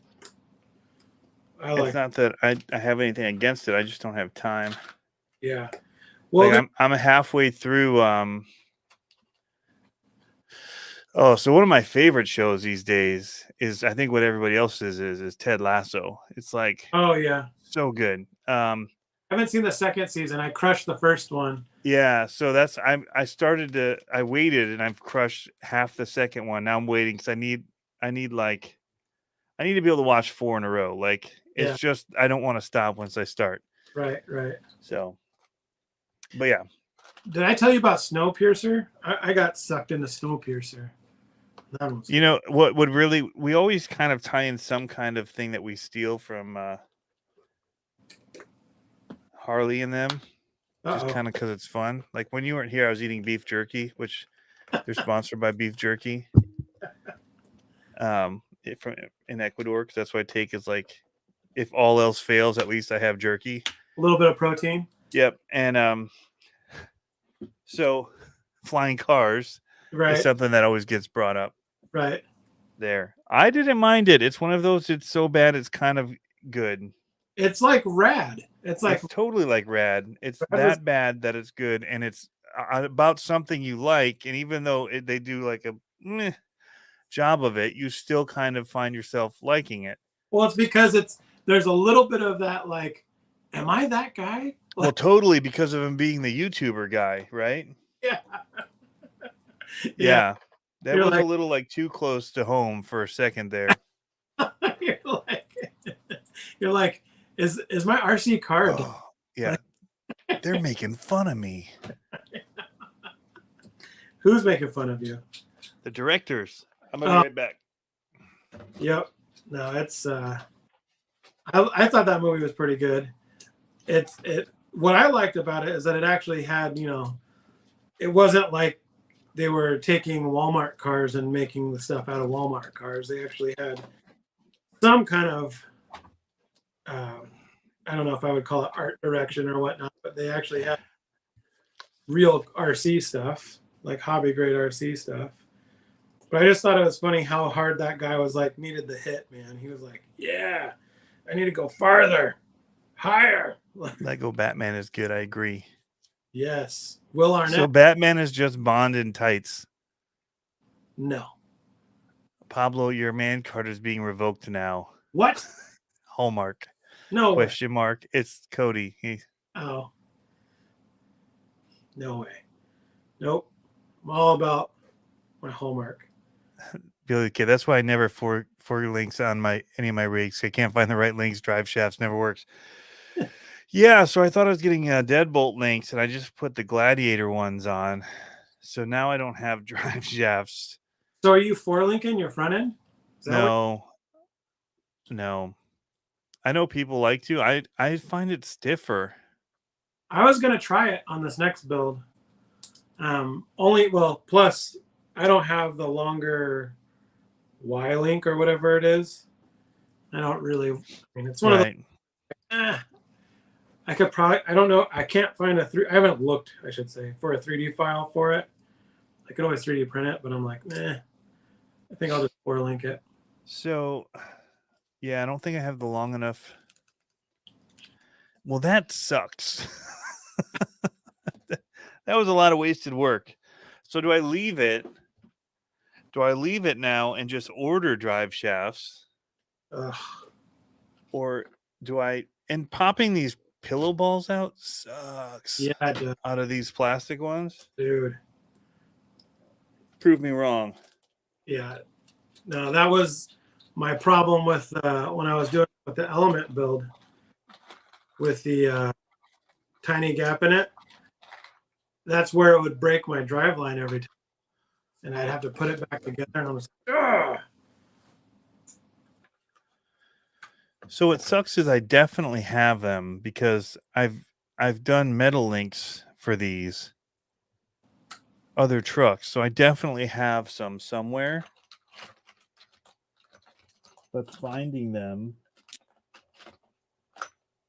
is going to be tough.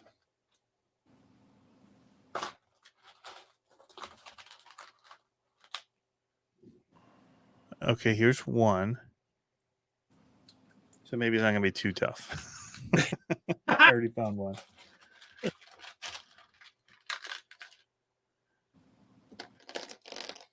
I have so many parts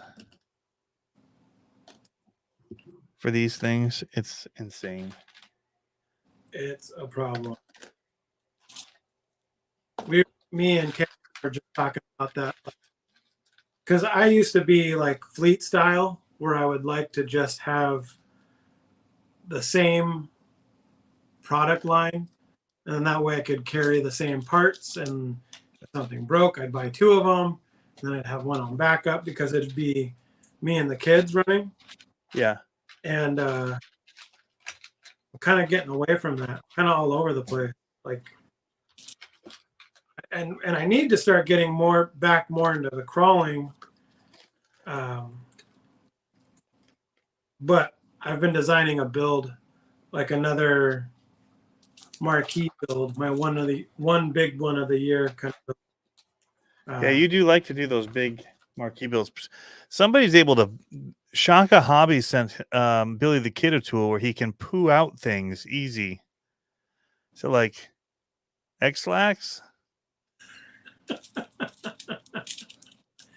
He's like, oh, there's a set of SEX 24 tires. Look at that. That was easy. Super one-handed RC. I killed my servo gears today playing for 5 minutes. On what truck? On these little ones? That I could see that happening. And if so, I've been trying to decide what to do. I've got like stock now in these AS1 servos. Like I've got so many takeoffs. I've thought about just like posting all of them like for sale for like I don't know, like $1 each or something. Just do like 5 for 5 or something. I don't even know. Because this isn't even all of them. I've been throwing them into this box because I don't want them taking up space. I usually leave one in case somebody that's what they're running and they need a replacement, but Right. they just take up space. That's what I have my takeoff servos for. I always put them like in my toolbox just in case. Yeah. Now, did you catch Reefs live? I caught it after it was live. I was at that VIP thing last night. Oh, that's right. That's right. Yeah. So I asked him a question because I run the 400 SC in my Nomad. Yeah. And he told me that new 900 smart winch is the way to go. The smart winch where it can do either? I'm sorry, not smart winch. The 900 smart servo, yeah. Smart servo. Yeah, he said that's the way to go now. Yeah, lots of power. But you gotta power that separately, right? I don't like anything where I have to run separate plug direct. I don't know why. Well, you can run it direct off the balance plug. Yeah, that's better, I guess. Yeah, and if I'm gonna have adapters, and I just worry about them coming loose. And yeah, I mean, if you've got a massive 4-cell, because I run that particular truck runs 4S. So if I'm running 4S, I can lose a little juice for that servo. But the thing is, I don't know. I mean, it sounds like it's really fast, but I don't really need my, I don't know if it's just me, but I don't really need my race servos to be that fast. Right. Like I like them dialed down a little bit. Now, it's going to need to be strong to turn these massive. Dude, those are so awesome. Beefcakes. Look at these. Oh, beef. So, okay. So I'm fanboying on this whole setup, on the wheels and on these Boom Racing tires. I ran them in that IRS class with a 4.5 tire, and they hooked like crazy. So I'm really excited to run these in 2.2. And I'm a little disappointed. Proline came out with my Mickey Thompson Baja Pro X's. Yes. I love those tires, but they're out of spec for racing. Is that because they're new?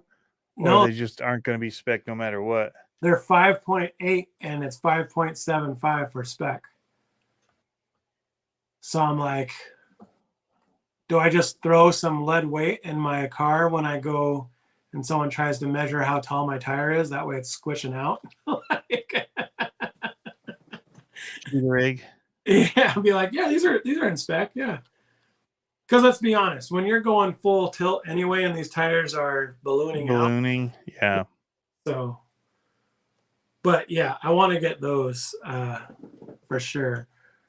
So I kind of pivoted since the LMT came. Remember how I was going to make that black market 4-door truck, monster truck kind of a thing? Yep. I think I've been so indecisive lately. I don't know if you ever get that way where you're just like, I'm going to start this build. And you're like, nah, I'm going to go this direction. Nah, I'm going to go this direction. Right here. So, but the main thing that I need for this is the links, but I ordered them from Mofo, so I just got to wait. I just was hoping to get it running for Thursday. Yeah. So with that truck that I was talking about, the black market, what I'm going to end up doing is I'm going to poach the body and the cage that I started building for it and make a 2.2 class 3. I think I want to go 4-steer with it, but we have a tough truck challenge up here, and I think I want to do it with the tough truck challenge. Okay. So like if I have the 777, if I got that 888 or ran the 900 and then ran one of those massive winches, that would be sick. And then that truck would be big and heavy and strong and be able to do everything I want. So one thing that I'm hesitant, remember how I was telling you so I was working on the LMT. I'll get people caught up. Working on the LMT, but I was taking the powertrain out of the Baja Ray to put in the LMT. Okay. All right. See if you can follow me here. So I got a copperhead. Yep. That is going to go in my Captain Insano U4 build with a 3800 Trailmaster Pro. Okay. Right. That had the Mamba X with a 4100 kV, which was way too fast for a 1.9 car. So that is now going in my Baja Ray. But on Baja Ray, you can run it at 3S, but you had to change the pinion to a 10-tooth pinion. And that was a 3800 kV motor. And now I'm struggling. I have an 11-tooth, and I don't know if that's going to be too tall. Like, I don't want it to overheat. So I don't know about that. And I'm not going to have time to pre-test. I'm going to have to just go and race it. So I'm going to try that. But then the Baja Ray motor and ESC went into the LMT. Okay. That's the 3800. But when I took the Baja Ray motor out and tried to get the pinion off, I had to drill out the pinion. So that's why I don't have the 10-tooth anymore. You had to drill out the pinion. Yep. So now it's like, I hate when you round off stuff like that. Like a simple job like changing a pinion or even changing your motor and then you get a motor screw stuck in. It's like, son of a... I know, right? And it's like... That happened with the Outcast 8S. I had one of the screws, they were red Loctite, and I stripped them out, and I was like, son of a... Yep. Hey, give me 1 second. I think what I'm going to do is I'm going to keep this long for now, but I'm going to actually steal the drive shafts off my Gladiator. to put on here since I won't be running my Gladiator this week. But I could finish this if I get those drive shafts. So it's right over there. Give me 2 seconds. And people are asking if you're operating a lava lamp or something. A lava lamp? Are you talking about my mic? I can't see the chat or the chat. I don't think my iPad's down here. Or are you talking about this awesome backlighting that I got? Because that backlighting I got stage lights above me. So is that what they're talking about? The stage lights that are above me, or are they talking about my? I think the color changing. Oh, maybe that piece there. Yeah, this Your is my microphone. Maybe it's a dummy mic for today because for some reason it didn't. I have it connected into my phone. I have one of those dongles, and it's connected into my phone, but you're not getting any sound out of here. I don't think so. That's not spiking, is it? No. Yeah. Who called it a dongle for the first time? And we're like, that's a cool name. Oh, what are we gonna?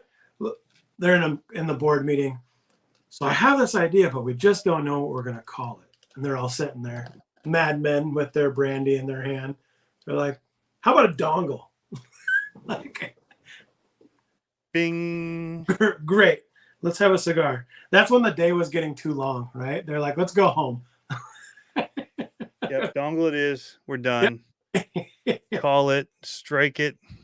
Yep. Strike the set. We're on our way out. Yeah. This actually seems like the same length. So what the? Do you have the wrong length crap? Or on bottom? You know what I mean? Like maybe the splined one is longer. I can't tell. I'm taking it off to see. Ain't something ain't right. Because those are definitely the uppers. So when I got like the carbon fiber ones from Furatech, the high clearance links for the Gladiator. right. Because there weren't a lot of Gladiator high clearance links available at the time. I didn't change the tops because it doesn't really help out. Like, okay, so they're carbon fiber maybe, so they're stiff, but I didn't feel like changing them out because I was in a rush, and so I haven't changed them out since. It's fine. I have the high clearance, which is what I want, and so I'm using those uppers. Oh, here's the difference. Dang, that's long. Okay, but that's all I have to remove because the other part is the same length. So many jokes, Tony. There's so many. The shaft on this one is like you were so much longer. You were pivot balls deep in that one. Those Gladiator drivers have a long shaft compared to the JLUs. much more shaft on those trucks. Who are we going to get to sponsor our food? We need some kind of food sponsor. Something really cheesy, though. Like Cheez-Its? Or like Easy Cheese, like the squirt cheese stuff. Ooh, yeah. Dude, that bacon cheddar. Something deadly. Heart Attack Grill. Yeah. So brought to you by Heart Attack Grill. I still like the idea of purchasing a sponsorship on the Scale News update. We should totally do that and make them have to say nice things about us. We'll just write the script and be like, just read this. Just read it. There is a game, PlayStation, like the first PlayStation with CDs in it. They had a triple play. I think it was like triple play 98 or whatever it was. But they had all these like funny commercials in the middle of the game where it'd be like lobster cola. Like they had all these fun. It's like we can just have them say all this silly stuff. The first ever 2-man RC live stream. Best late night. Be like he's reading it. Harley Designs. What? It would be fun to just punk them. Unfortunately, it's not live though, so you can't like a super chat. You could do that and make them read it. Right. Right. If you want the best live stream RC content there is, Maybe check out. maybe that's let's have a telethon so we can blow up their live stream, and Oh man, from the telethon, like redistribute it so yeah, everything that's given we'd use for funny things that they have to read. That would be pretty yeah, hilarious. yes.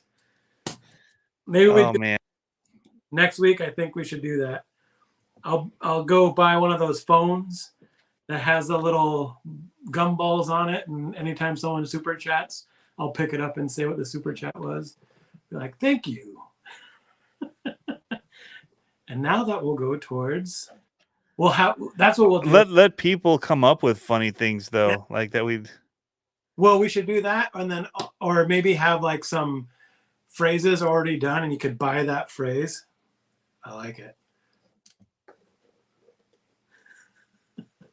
He'd probably just block us from the live stream.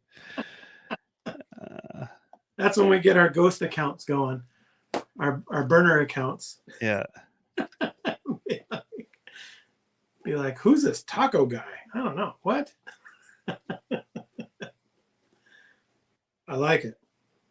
I think we should do it.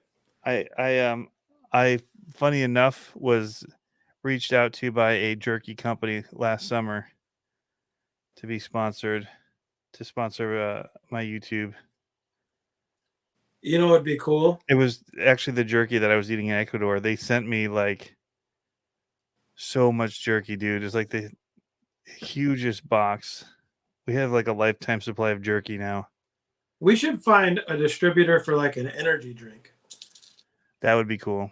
Because we're late night, and be like, hey, we need an energy drink. Or what would be another? Jolt Cola. Yeah. Kick. What was it? Kick? Yeah. Kick Cola was like kind of the Mountain Dew wannabe. Yeah. Surge and Kick. That was it. Dang, this thing's now going to have some reach. Now these shocks got someplace to reach to. Okay, now we're talking, peoples. I think since we're dads, we should do the bagged cereal. Yeah. The cheap cereal where it's like it comes in a bag. It looks like Lucky Charms, but it's not. It's like slightly lucky. I don't know what they call it, but we should totally do something like that. Lee Gaston, I have a hard time trying to keep up with my mini B. Like what do you mean keep up with it? Like this, it's so fast, or working on it, or do you have a mini B?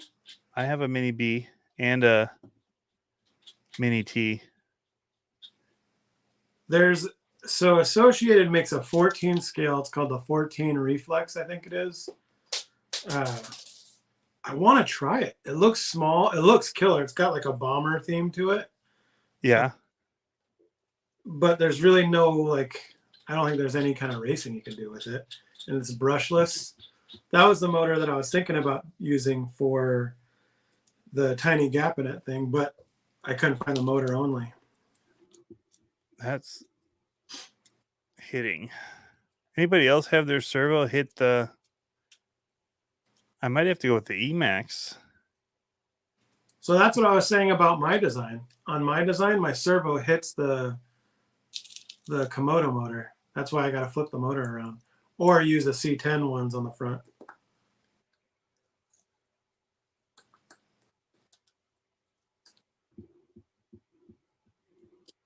I mean, there's still quite a bit of flex.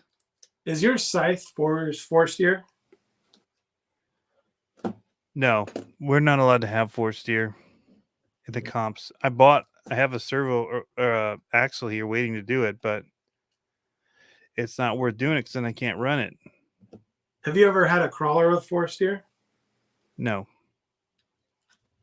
Me either. Uh-oh. I really like that Capra. But again, most people don't allow it, so yeah, makes it tough. I'm going to have to pop behind the screen. It says my battery's low, and I thought it was charging, but I guess it's not. I got to plug it in and plug it back out. Hold on. Oh. Hear all the popping on my hips as I get up. Oh. Somebody said I also don't have the battery tray in it. It doesn't look like. I thought that the battery just mounted along this little piece here. I gotta look it up. Well, I hope I'm charging. I don't know. It doesn't say I'm not, but I just bypassed my mic, so should be good. All right. So what is this? The ugly AF chassis kit. Gotta look at the pictures. So this one doesn't show a tray there. It shows it set up like I have it. Oh.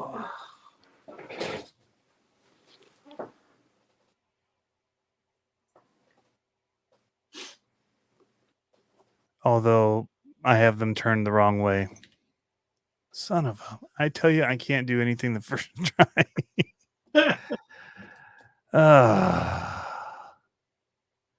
But the motor looks like it's going to buzz that battery all up anyway. So I thought I saw people like laying the battery in here sideways, but it looks like this motor is going to be all up on it if I do that. Let me see. Where do I have a battery? Here's one.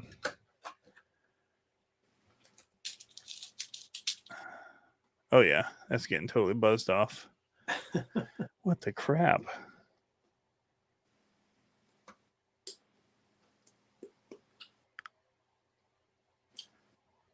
Stumped. You look stumped.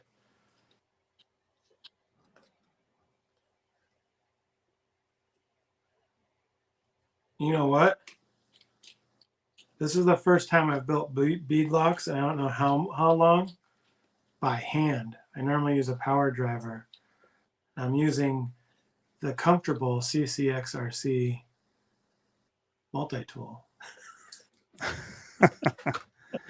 You can't buy advertising like that. No, not one cramp in 4 wheels. No blisters. No cuts. So, baby soft hands. I mean, if I did it this way, it would totally hit there.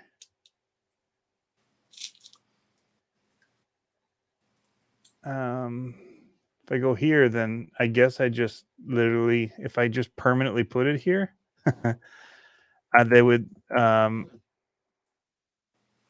guess I could just mount my ESC right on the battery with double-sided tape or Velcro.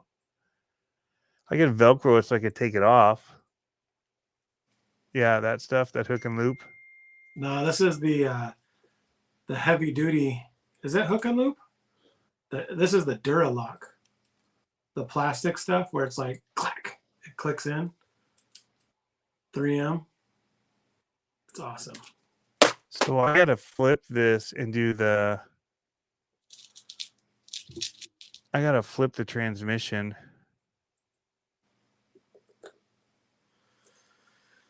Sounds like a lot of work at 1 o'clock in the morning. Whatever time it is there. Yeah, I think I have to flip the transmission and drop. He must have another mount.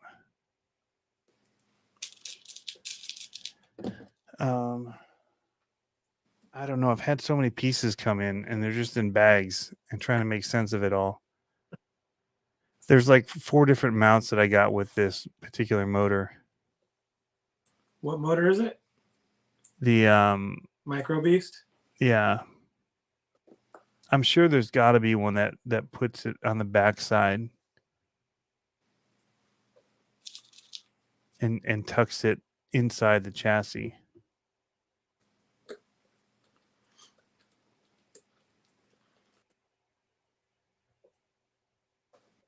So do you guys get points for hard body stuff?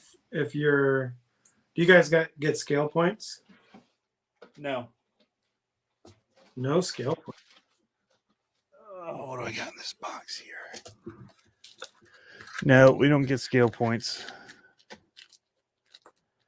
Oh, here's a low mount. Son of a... Nutcracker.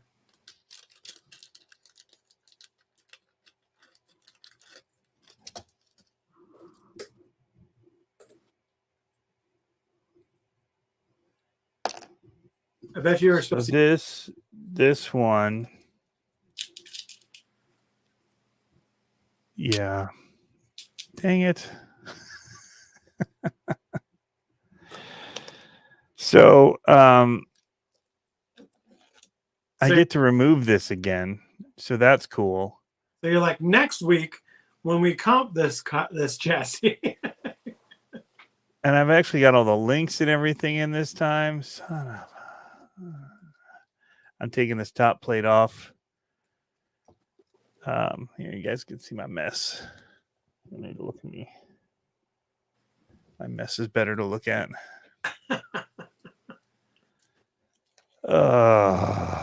Nearly as bad as my mess, Tony. I can't reach my camera, but my mess is a disaster. And I think I can just flip this up, undo this screw here. Well, no, I might. With my handy tool, I grab, say, the 1 point, I think it's probably the 2 millimeter. No, it's a 1.5. I should be able to reach through here and not actually take it out and take the motor off, take the plate off, install a new one. So I think the transmission still goes the stock way. So, yeah, Dirk, call me out. I haven't watched many videos because I've been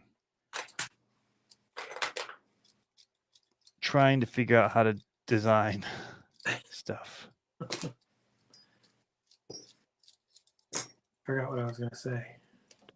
He's calling me out. He said, maybe if I'd have watched his latest video. Oh. Yeah, I saw him post it on Facebook. But I'll be honest, this motor was installed weeks ago, and I haven't picked it up again. Ugh, it's not that easy. I got to remove the... So I've got... Okay, so that's kind of what two things. So remember how I was talking about the charger? I was looking at trying to get a charger. Yep. Looking at the Venom, or not the Venom, but the Red Cat one. Yep. And you know, like, there's no little guys that have chargers, right? So it's like, well, I don't feel bad going to Amazon. But I was looking at the specs, and you know how a lot of them are all the same, they're just branded differently. Yeah. ISDT and all that. Yeah, I found one, and I was like, I wonder if I should get it, because it was like $89, a dual channel charger that could charge up to 6S on each one at like, I think it was like 6 amps, 6S on each channel, and it was $89. And I was like, that seems like a good deal, even if it doesn't last terribly long. Because I don't know, I was kind of torn on it. Plus, the other thing is I need it like now. Like how fast? What do you mean how fast? Like how now do you need it? Like Amazon now? Yeah, like Amazon now. Because I gave the charger to my stepdad. One day. Yeah. Yeah. I have one charger that only does one battery at a time. And so I was like, I looked at buying one at the hobby shop, but I didn't know enough about them yet. So I was like, I might have a Venom quad charger I could sell you at a good discount. At a clearance discount?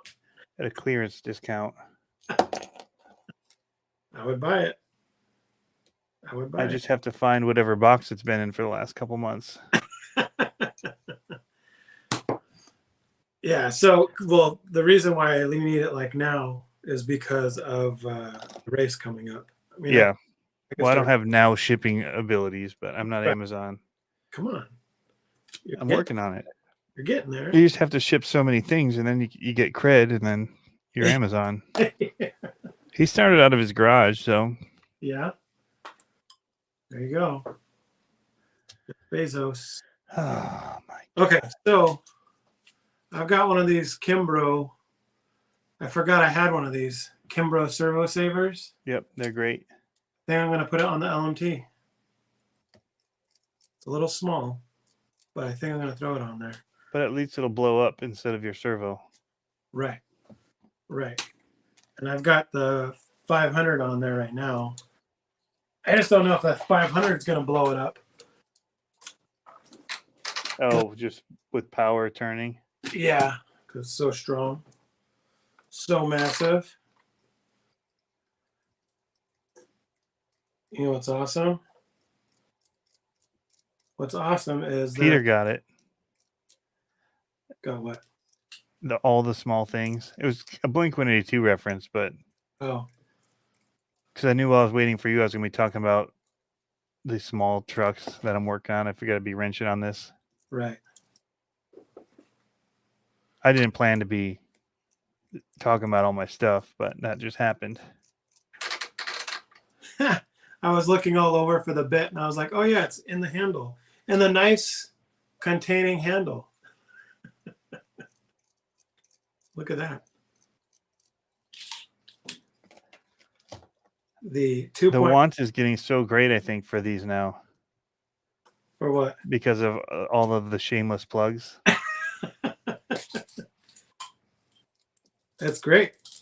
It is funny how I used to use the power tools for everything, but once I got decent tools, yeah, I stopped. Right. Right. Plus that the hand strength that I'm getting here. It's unmatched. Forearms, huh? Mm-hmm. Peter, I'm with you. I miss old Blink-182. Seeing them in concert and stuff was awesome. Punk rock, baby. Well, let's see. I saw Blondie was performing again. Punk rock at 74. That's so cool. I wish I was that cool. I just play with toy cars now. I gave up my dream to be a rock star a long time ago. From rock star to toy card connoisseur. Yep. Living the dream, Tony. All the small things to all the small things. Yes. Living the dream. I embarrassingly found somebody had one of my old live recorded demos from high school that we'd done to tape, like right through a sound system to tape, because you didn't have what I mean. I would die to be doing music in high school with what's available now. Like, oh, I know. Anyway, they say that they enhanced it or whatever from tape to whatever and they put it on YouTube, and I was so mortified when I saw it and listened to it. It was bad. It's kind of like, when you got to get used to hearing yourself on. Oh no, it wasn't that. It was bad. Like I've heard myself, and I heard other demos that we had after that. But whoever found this one, it was it was something special.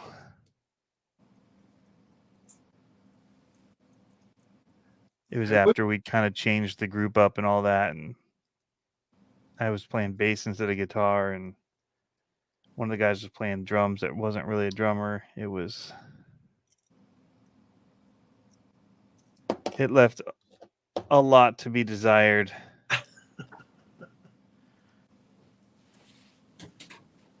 I need to find. It may take a month. I don't know what the shipping is going to be on those Indiana Jones. It's all still pre-order. I do know that I put in an order, so I'm able to be a FureTech kind of dealer now, or offer their stuff. So I will have a few things available, mainly the monster truck stuff. Again, that's where my game's at. But some of the ESCs and a few things. But oh, that's the way it's supposed to go. Such a loser.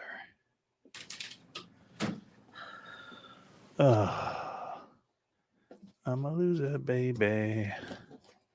I cannot find. I normally have servos kind of laying around everywhere. And for some reason, I cannot find one. I need to find out. These Kimbro come with like different. Oh, duh. I can just do that. I can just put it on the one that I just took off. See what it fits. Somebody's talking about doing the Mofo chassis. I totally recommend it, man. The carbon fiber monster truck chassis. Highly recommend it. Very easy way to get some good power going. I think I'm going to wait till the fall to do a monster truck. The mini ones? Yeah. It's not a bad decision.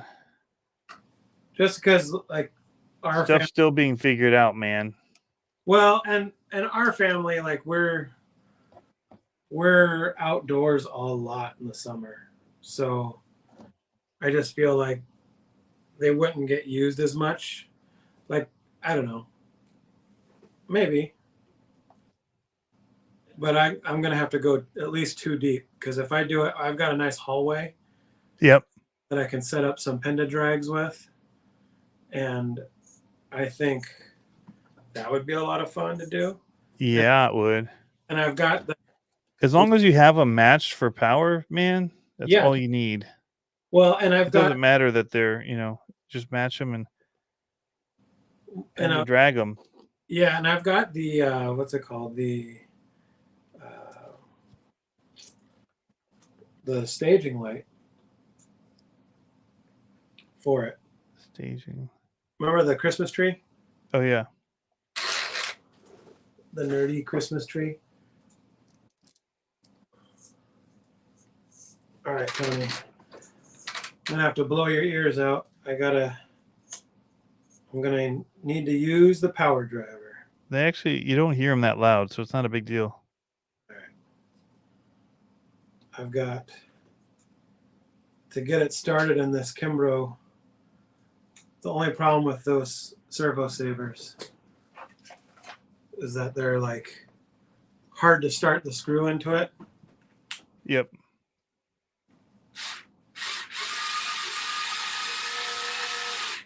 There we go. Look at that. One more thing checked off the list. All right. The LMT is definitely coming to the races this weekend. Nice. Be getting some good slow-mo jump action. Okay. Screw lengths aren't right. Can't win for losing here, man. In your experience, I don't have any idea how this works. But in your experience, if a motor was a 3800 kV and required 10-tooth pinion on 3S, could I go to a 4100 kV and up to like a 13-tooth? Say the numbers again. 38 to 10, like 3800. Yep. To 10-tooth. Then a 4100 to a 13-tooth. Well, it's already faster at 4100, and then you're wanting to do a 13-tooth still? No, that's just what I have. It should still be fine, though. It'll be fast as long as you just have to check temps on it. Right. Well, that's the thing is the Baja Ray with a taller tooth on a 3S overheats. Uh-huh. But I'm running a much nicer motor. I'm running the Polar Pro 4100 sensor. Yeah. So I would think that would be able to handle it. Right? I'm not crazy. Yeah, I think it'll be fine. Okay. And I can always put it down to 2S. Yeah. You know what I mean? And just chug along on 2S. It'll be plenty fast on 2S. Plenty fast. All right. Man, this sucks. What'd you do wrong now? Well, now this motor mount isn't adjustable, and so it doesn't line up. It's not slotted, whereas this one was slotted.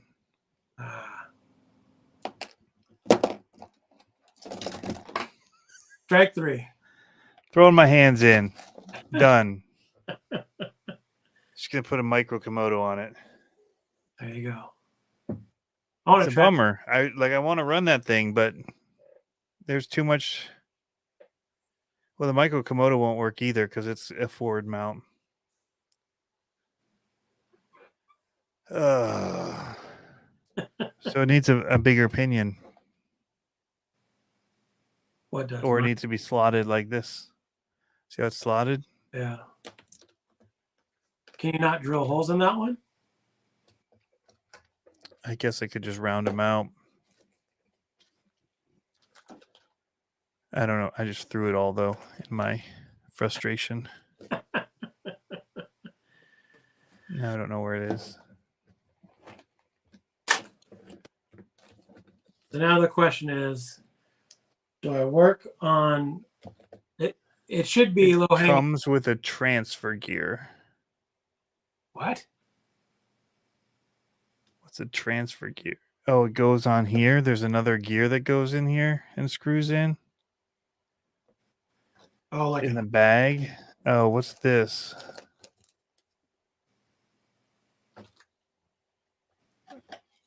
Needs directions if it's got to have that. Have a little idler gear on there? It looks like there's going to be that this would ride another. This little plate thing will ride another gear. Oh. I guess I'll have to watch a YouTube video on it. So I can't do it live.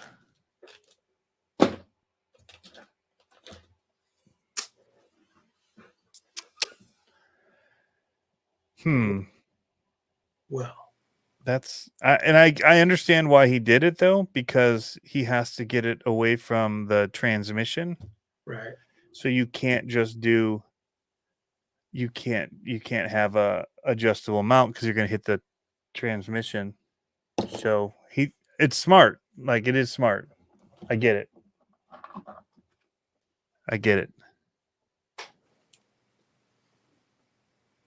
So there's an idler gear that's in here.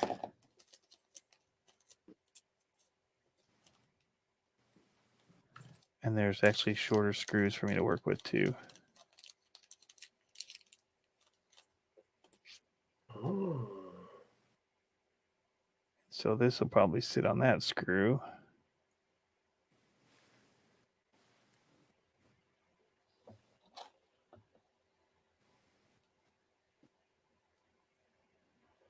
Yeah, that's smart. I'll give it to him. That's clever. Clever girl. So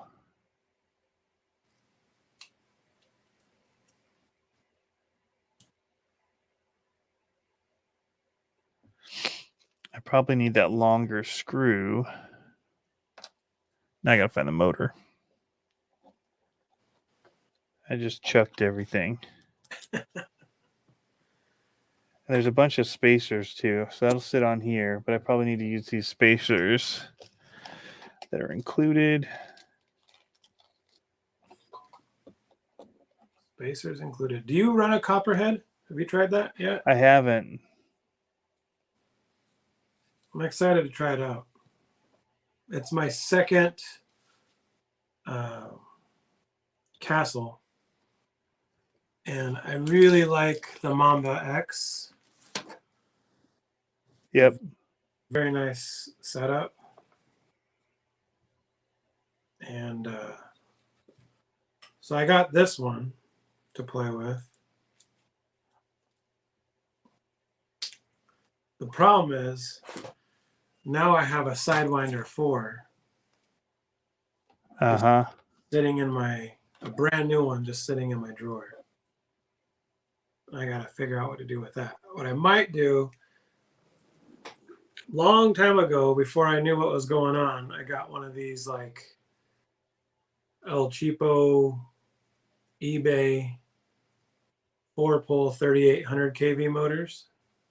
And I might throw that in a sand rail with the Sidewinder 4 for sand drags. We got to talk about what our next thing's going to be. I know. Need some of this busyness to shore up for a second. Yeah, I'm with you. But I definitely want to do something. We should do I think the sand drags is a great idea, though. Yeah. The problem is we're going to run out of time before the weather gets bad. Oh, because it's perfect weather right now? Yeah. Or coming up? We should do it soon. Yeah. Do you have it all figured out? No. Oh, and then they just threw a wrench in the whole thing by releasing the new drag kit, the M. Oh, it's different? Well, the new drag kit makes more sense to do the sand rail off of versus the one that the DR10. So it's like the DRM or whatever it is, or DR10M. I don't remember what it's called. But that one is basically a plate chassis, which makes it way easier to do what we were trying to do. This molded on the DR10, like, I feel bad because it's just sitting here now, and I don't know what to do with it. Like, I could make that into a drag car or a sand drag car and not cage it, or just put a cage off of that tub. But the idea was we're going to use the scale metal supply pan. Right. But we could also still do it off of the Traxxas platform. I would just like to do it off the Element or the associated platform, just because you don't see it very often. But I don't know. I'm game for whatever. Yeah. Well, and I think it would be a nice.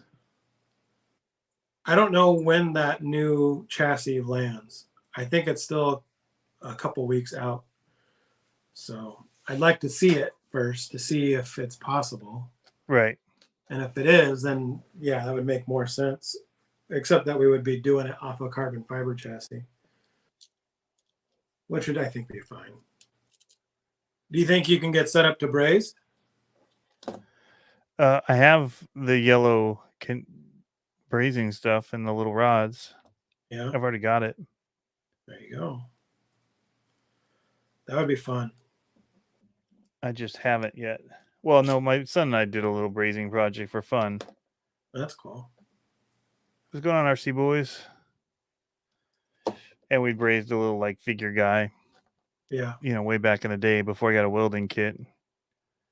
And then we started trying to weld stuff.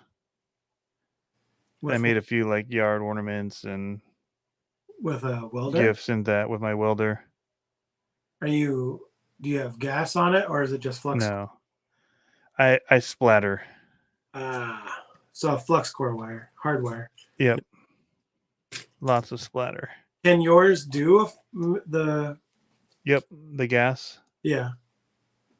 Oh, dude, if yours can do the gas, that's the way to go. Like, it is night and day when you have gas on. Like, night and day. You become a pro welder overnight. I've heard. I just don't know what gas. Like, my brother does welding, and so I just need him to come here and hook it up for me. All you have to ask for MIG mix, like MIG gas mix. That's it. And they'll know what to do. Come on. Well, then I got to set it all up to do it. Easy. It's easy, Tony. Well, you just need to come visit, go for a boat ride. Yeah. And, yeah. So I think this is going to do it. I think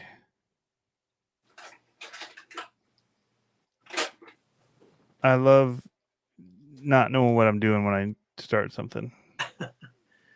I think I might have to get off my. I thought it was charging again. It must have been charging for a little bit, but I just got the warning. 10% warning. It's all good. We can shut it down. Shut it down, America. That way I can focus on looking at directions for this. There you go. There you and go. try and do it the right way instead So- of just going for it. Moving forward, do you think we should just do what we did today on the other? I have two games on the schedule that are conflicts. Yeah, For the I next think it'll work. I think it'll be all right. All right. I feel bad for leaving you hanging to start it. We can flex. Well, the other thing that we have coming up, and I got to talk to you about it, see how maybe we can do it over here, is the sombrero smash. I feel bad about that one. That one just hasn't grown legs and I think part of it is I haven't been hyping it like I normally do. I just haven't had time. No hype train. Yeah. I mean, you know how I normally do it. It's like mega hype. Yeah. But constantly pushing it and yeah. I think it'll still be fun, but like I haven't heard from one of our biggest sponsors that have been sponsoring it. And I know they're just busy. So I'm like, but we'll see. We'll see what happens. I mean, we still have a week almost. Well, I think they're due on Sunday. So maybe I can try to hype it up between now and next week. And we're supposed to put it on air on the 5th, but that doesn't work with this schedule. So I don't know. And it's not going to be a little late too, isn't it? Or no? What do you mean? Late in the night? Or do you normally? Oh yeah, I guess. Well, when I did it live before, I've done it at like 6 o'clock, I think, or 5:30 Pacific Standard Time. Okay. But the other thing I could do is I could just can it and do it like I've done it before, where it's like, just as a recorded. Yeah. It's up to you. I'm willing to do whatever. I think people would see it more on your channel, but I also don't want to mail it in and throw it on your channel. You know what I mean? Like, I'd rather it be the bigger one, maybe for Halloween, and we'll do it on the channel. Okay, and do a live or just. Yeah, and then that way it's got more legs and it's got more clout. You know, I didn't underestimate it, but I think I kind of felt like I had it down already, and then I did, but then I just got busy. See you, Billy the Kid. So.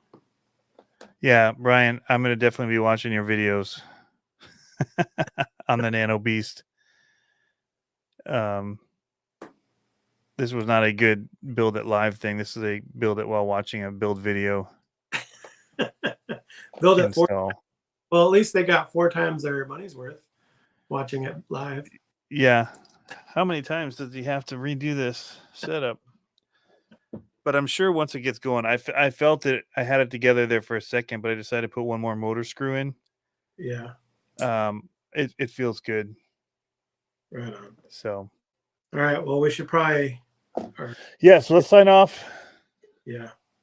Thank you, man. Thank you. Hope you had a good refereeing gig, and thank you guys all for tuning in and watching. I think I'm further back than I was when I started.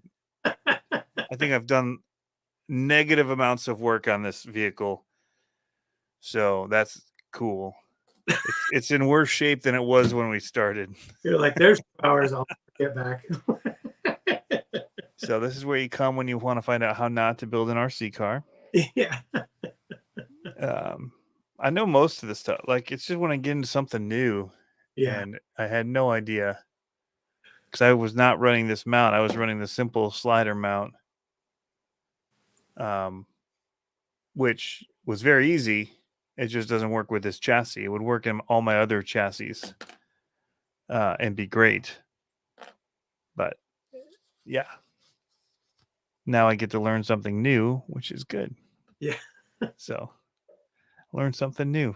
There you go. Well, all the rest of it I can do in my sleep, but this is proven to be a little bit more work. I'll tell you what, my hands feel good for more wrenching with this fine tool.